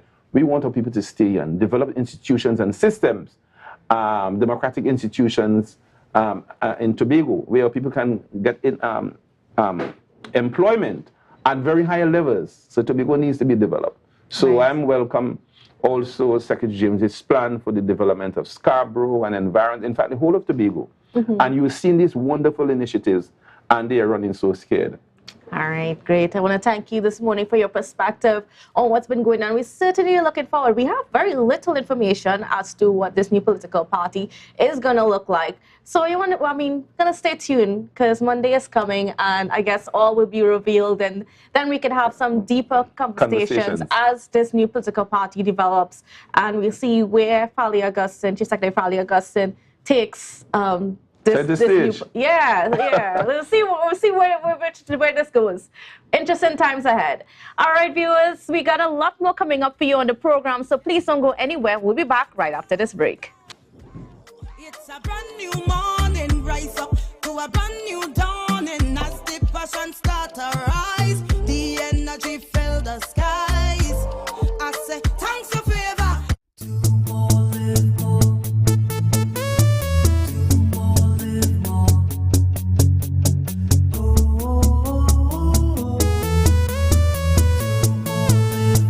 This is how it's gonna go.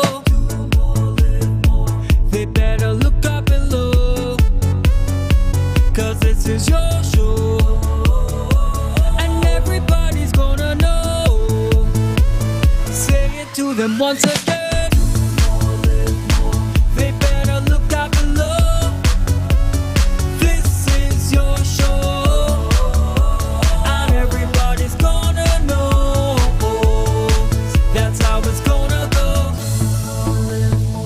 They better look up below, 'cause this is your show. You can now get whatever you need whenever you need it anywhere in Tobago with Tobago. Your meals, medication, groceries, and shopping all delivered directly to you. No more hassle, no more stress. Get the Tobago app today on Google Play or Apple App Store. That's TAPPOGO, and let us deliver to you. Check our website at www.tapogo.app or call the experts at 494-TOGO and 484-4746. Tobago. Relax. We will get it to you. Tobago's at your service. Tobago is Easter, so join us. Call Thorns Place 745-7306 or 682-8676 and book your stay now. Rooms as low as 200 TT. Message us on WhatsApp, Facebook, and Instagram. Just a 5-minute drive from the Scarborough Port. Tobago is Easter, so join us.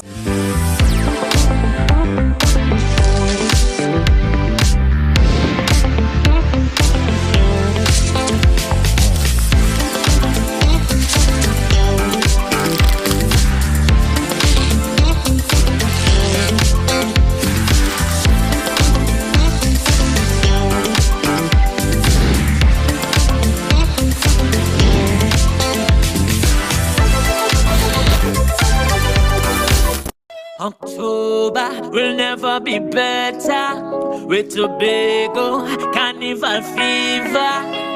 Okay, passage and come on over. Tobago Glass Supplies has been a leading name for over 37 years in the glass and aluminum market in Tobago. We provide an extensive range of high-quality, innovative aluminum and glass products for commercial and residential use. Competitive prices with superior and professional services by committed employees who are guided by rigid quality standards. Tobago Glass Supplies specializes in the manufacture and installation of glass and aluminum products that are essential to today's homeowners and the business environment. We are engaged in marketing, sales, and installation of a variety of products. These ranges from windows and doors to necessities such as mirrors for homes and vehicles, designed and manufactured in-house or imported.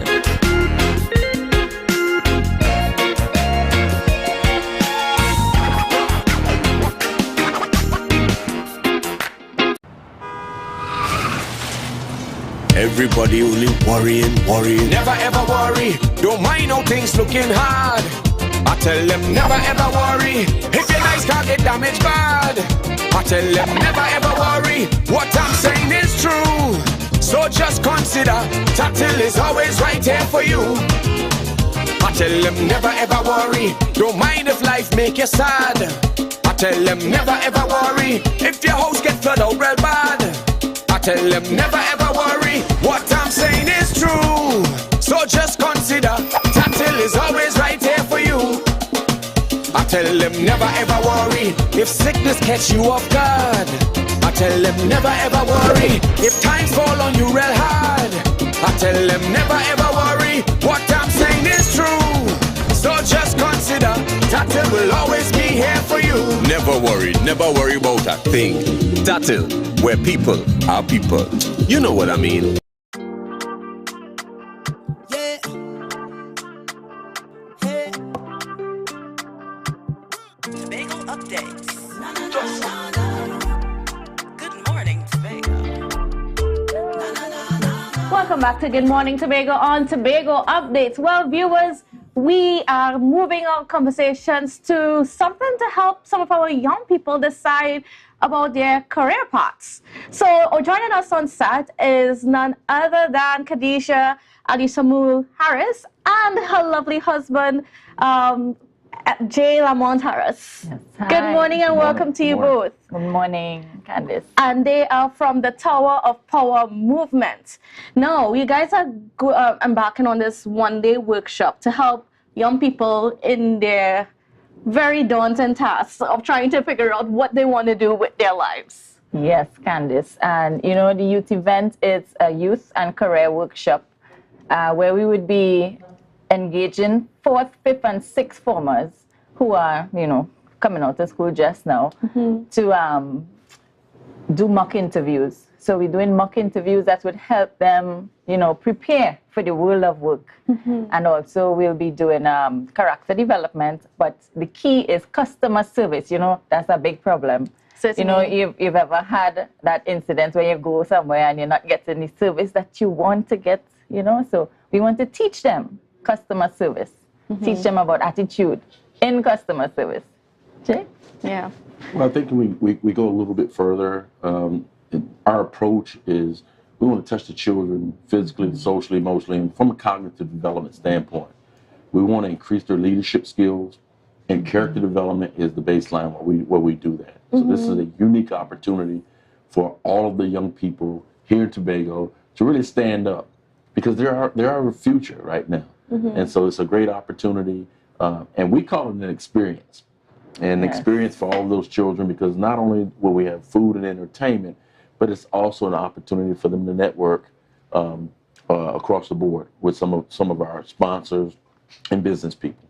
What are some of the challenges that you've encountered? Because this is not something new that you guys have been doing it for, what, about 8 years? Well, about 4 years. We have 2 events every year. Yeah. Right. Now, what are some of the biggest challenges that you find in young people as they're, you know, looking to move from, you know, just being a regular student to going into the world of work? Well, they want their voices to be heard, Candice, and we're not getting enough of that. So at this event, we want to hear their voices. We want them to express how they feel. So we're going to give them that opportunity to let their voices be heard, because they want to be noticed, they want to be recognized as well, and they're not getting it. And of course, there's a way to get it done as well, because a lot of times, you know, young people may not know how to express themselves properly. Exactly. Well, Candice, what we do is, again, we're creating opportunities. One of the things that we read this book, and in that book it said, train up a child in the way he should grow, and when he's older, he shall not depart from it. And so we have an opportunity. I'm talking about everyone on this island. We have an opportunity, but we have a greater responsibility to our children. They are powerful, they are intelligent, and we just need to be bridge builders now to create these opportunities for them. Okay, so when is this taking place? So it's taking place next week, Tuesday, and it will be all day from 9 to 10 is registration, so you all could come down. It's only $200. And yes, come down to the Bethesda facility in Plymouth. And from 9 to 3:30 p.m. It's an all-day event full of fun, food, entertainment by Adana. And it's going to be amazing. But one thing I must say is that the youth has to walk with their device, smartphone or tablet, because they will be engaging in a high-tech, high-touch experience. Tell me a bit more about that. Well, the high-tech and high-touch is something that we bring that's unique. Our children, they're wired differently. So when we say high-tech and high-touch, we use a variety of online platforms that are going to be right there in the session, so the children will be able to use their smart devices in order to participate in the presentations. And again, I call it an experience for everyone. And I do want to share with my wife. I'm surprised at her this morning. As an advisor to Tower Power Movement, I embellish the work. I just love everything that's happening. My company and our company, JCash Leadership and Learning Academy, we are going to co-sponsor 50 youth. So parents that are hearing us this morning, we're going to co-sponsor 50 youth if they mention this program this morning. All right, folks, you heard it. I think you need to repeat that to make sure that people. We're gonna co-sponsor. JCash Leadership and Learning Academy is gonna co-sponsor. Meaning we're gonna, instead of them paying $200, $100, our company JCash will pay the other $100. For up to 50 students, or up to 50 only. Only 50, yes. Okay. Right now, and then what are some of the other, what are some of the components of this workshop? What are the students going to benefit from? You know, what are the skills that are going to be taught to them? Okay, so we're going to teach them character development, how to develop their attitude to deliver customer service out there. Also, we'll be focusing on mock interviews. So they're going to get in session with a live, real life interview for the workplace. And we have partnered with a couple of local leaders in Tobago, Kieran McDougall, Marcus Daniel, Kerry's Nice and Sweet, Miss Kathleen from Magdalena. So, we have people there that are HR personnel and leaders from Tobago that will be engaging, that will be conducting the interview for these young people, so they can really look forward to a powerful session. Yes. Yes. I just want to add that this is something very, very unique, very unique. And we have some other surprises for the youth when they arrive. It's something we're not going to talk about today, but I promise you, this will be the best event from a cognitive standpoint. They're going to learn. They're going to walk away better than when they arrive. I guarantee you. Now, what has motivated you over the past few years to, keep doing this and keep engaging our young people? Well, I see the need because I have 3 kids as well. And my eldest is 20, going to be 21. And he's just amazing. And, within my own faults of raising my children, I saw where I needed to change. And because I know I needed to change, I know there are parents out there that could do better as well. Just like I have, recognized where I went wrong and was aware of what needed to change. And, seeing them change with me and my husband, it's just a beautiful process. So I need to give that to other people in Tobago. This is my love. This is my land. This is where I grew up. And I'm giving back a lot to the community here because I see where children can be better. Yes. I see where parents can be better. So, yes. And oftentimes parents just need that support because, I mean, it is, like I said, it is challenging and parents don't always have all the answers and they can feel so overwhelmed. So, yes, it's great that this is able to happen. Candace, I just want to say, we just believe if not us, then who? If not now, then when? Then when? Yeah. And right now, when I look at my watch, I say that the time is now. All right. So, as we're getting ready to wrap up, just give the viewers the details again as to, you know, because I know lots of you are locked on and you all need to be a part of this if you have young persons in your home. So if you want tickets, you can call 753-5024. And the event is happening on the 4th of the 4th, which is next week, Tuesday at Bethesda Facility, Plymouth, Tobago. It's our 8th youth initiative. And of course, if you mention Tobago Updates. Oh, yes. Yes. You are getting 50% off. All right. Yes. Tobago Updates, my favorite. My favorite. All right. Well, we want to thank you so much, and viewers. Yes, of course, if you have young people, get connected. Yes. I mean, a lot of times, you know, you're getting out there into the world of work and it's so overwhelming and you're not sure what to do, but there is help. There is help. Through the power of power. Tower of power, yes. All right, folks, thank you for being on with us. And viewers, please don't go anywhere because we have a lot more coming up for you on the program.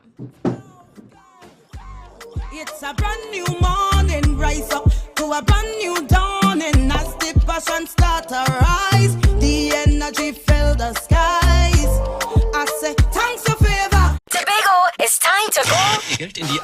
Sweet like Tobago, here's the real deal. Nothing sweeter than when your internet fast all day, every day. I telling you, it's real nice when your home internet and TV package fit your budget. Well, if that's what you want, you're safe with Digicel Plus. Sign up or switch to Digicel Plus now and pay $0 for 1 month. Plus, plans start as low as $199 and you get installed for free.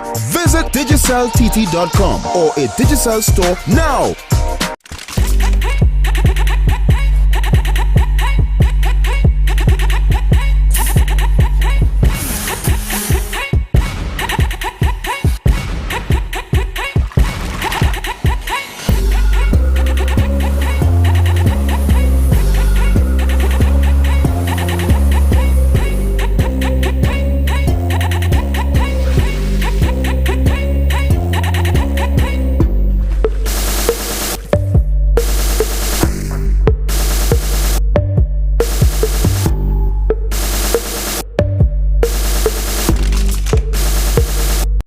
Tapicom.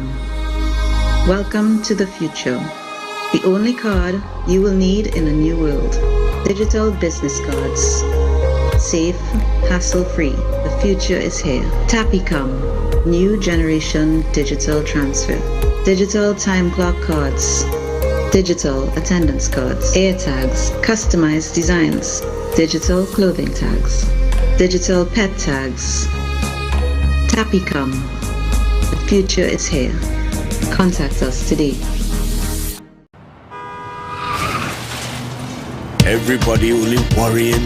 Never ever worry. Don't mind how things looking hard. I tell them never ever worry. If your nice car get damaged bad. I tell them never ever worry. What I'm saying is true.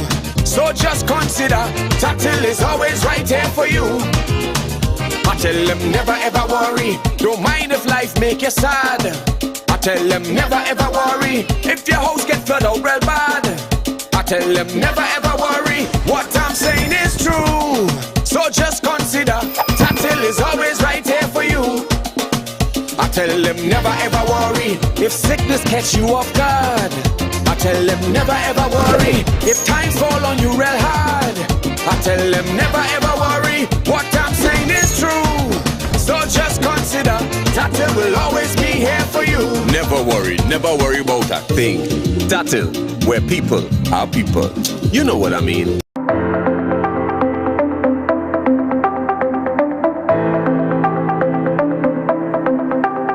Full Disclosure with the executive every Thursday at 8 p.m. only on Tobago Updates.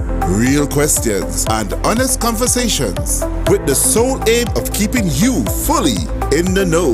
Full Disclosure with the executive every Thursday at 8 p.m. only on Tobago Updates.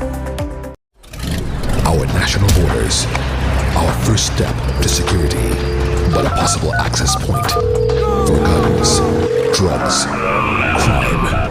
If it does not look right, do the right thing. Call Crime Stoppers anonymously. 800-8477. Report possible border crime. Advertise with Tobago Updates. Call 284-6597. If you have a small or large business, we can get your information in front of the masses. Reach our rapidly growing viewership on Facebook and YouTube. Promote your brand in Trinidad and the Caribbean through M&E TV Now and Gayel. Yes, we can build unique ads for your business. Call now 284-6597 and advertise with us.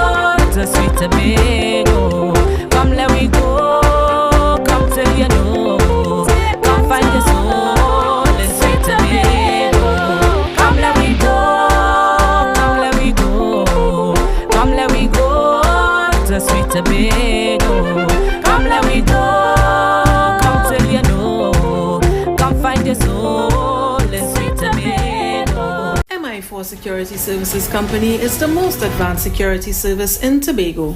Ask about our cash and transit service. It's safe, risk-free, reliable, and timely. We provide safe banking delivery for all business types and sizes with highly trained staff, 24/7 monitoring, coordinated emergency response, and a well-maintained fleet of armored vehicles. Contact us at 660-7723 or visit our website at www.mi4securitytt.com to sign up today.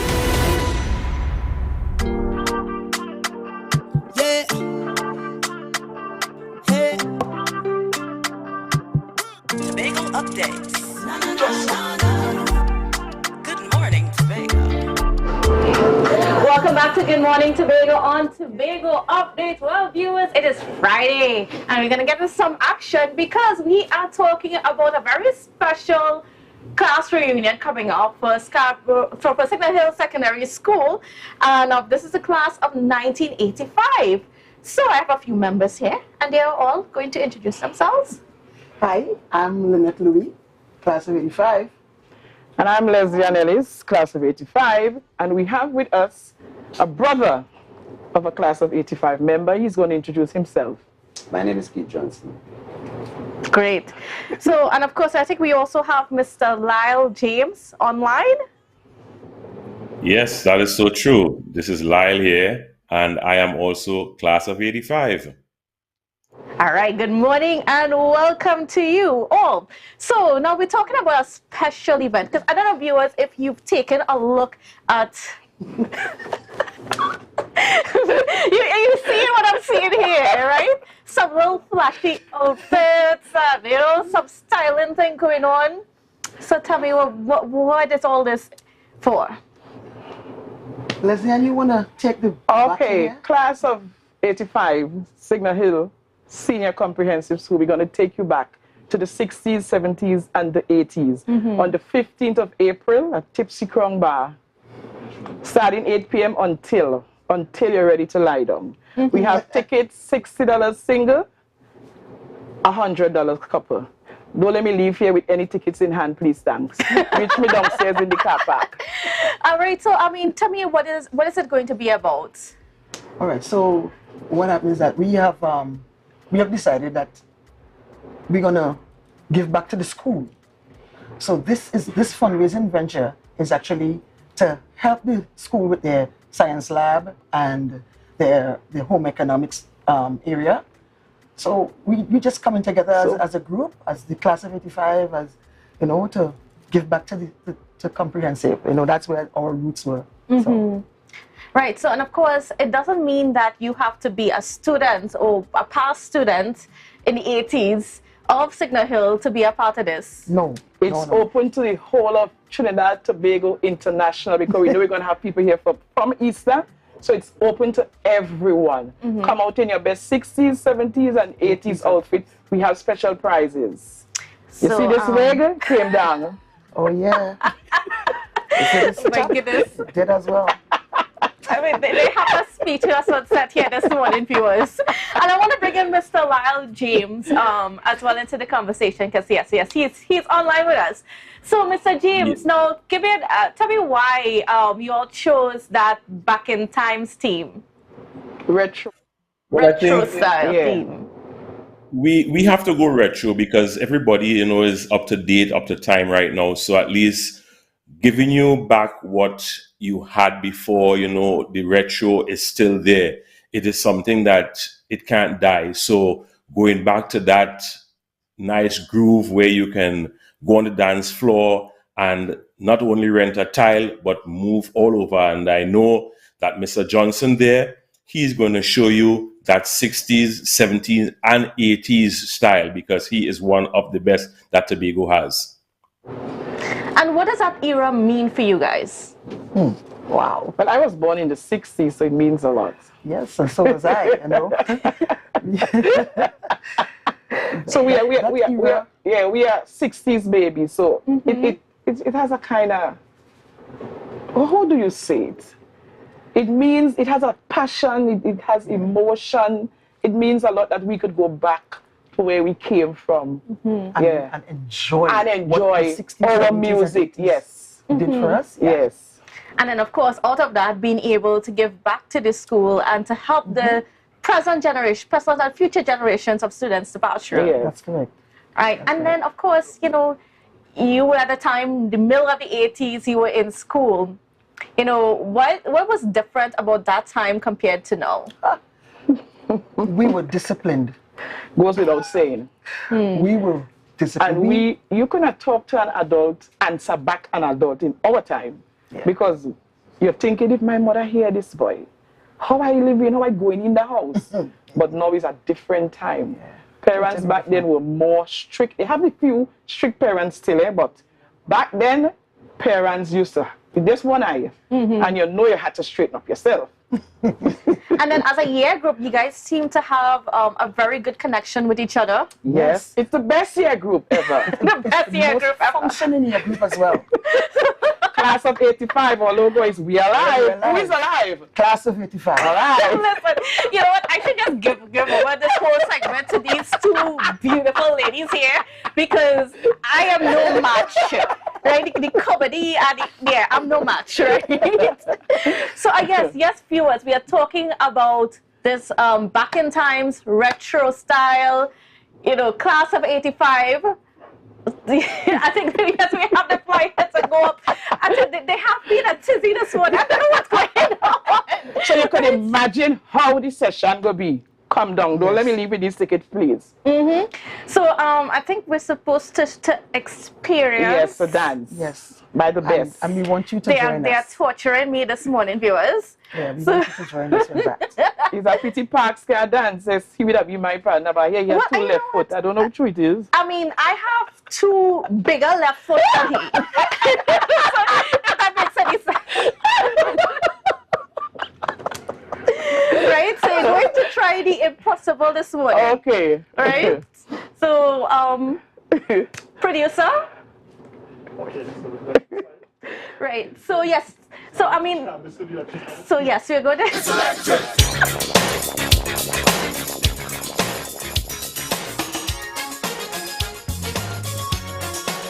That I am very terrible when it comes to dancing, so I'm usually behind the camera capturing these scenes at every party or event that's happening.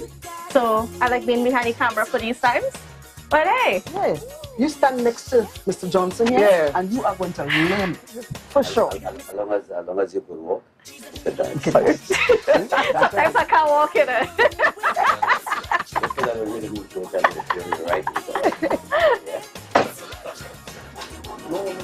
All right, folks, and then of course, like I said, this is for the back in times dance. Retro style. Let's go. Get it right there. 1, 2, 1, 2, 3, 4. Side to the side. Come back. 1, Back. 2, 3. Back. And turn. Side. This is going too fast.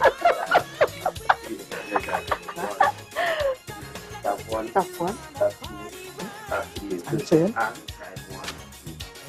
Tap 1. Back with the right one. Piece up the left. Tap 1. Tap 2. Tap 3. And. Tap 1. Back to the right one. Tap 1. Tap 2. Tap 3. I think we need to get Parks in here. I think we need to get Parks in here because I can't be the only one going through this torture. And viewers, even though that this is like the electric slide is at every party, it's going to be extra special at this party, right? Yes. Because we're going to have an electric slide competition between all the year group for bragging rights. You hear that, bragging rights, the least you can have is 4, the most you can have is 8. Remember, it's just for bragging rights. No price for that. And then the era is filled with a whole lot more dancing that you guys are going to be bringing out for that party, right? That's right. We're going to have some fun. You need to be there.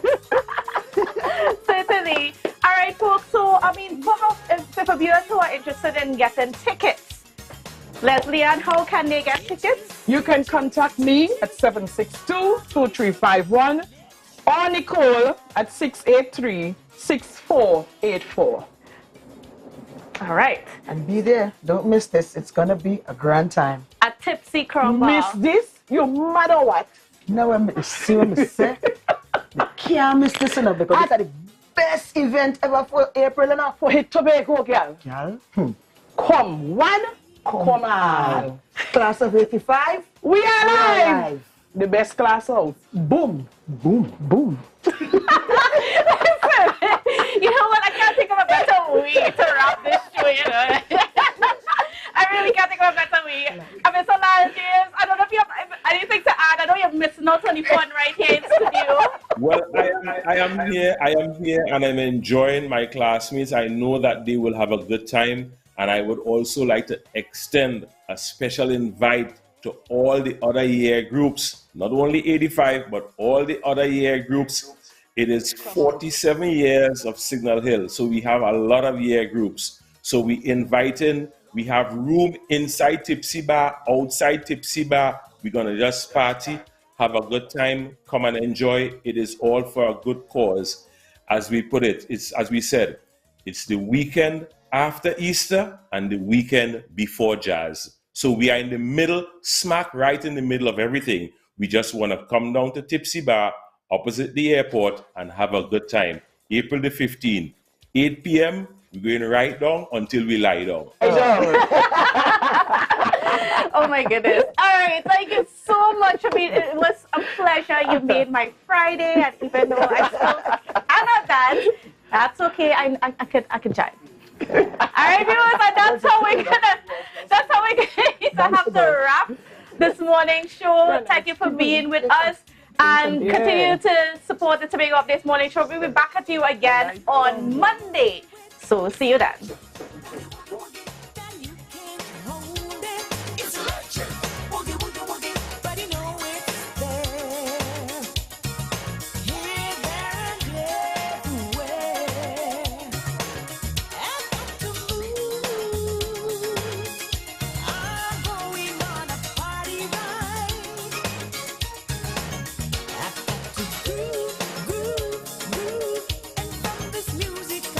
Just get high.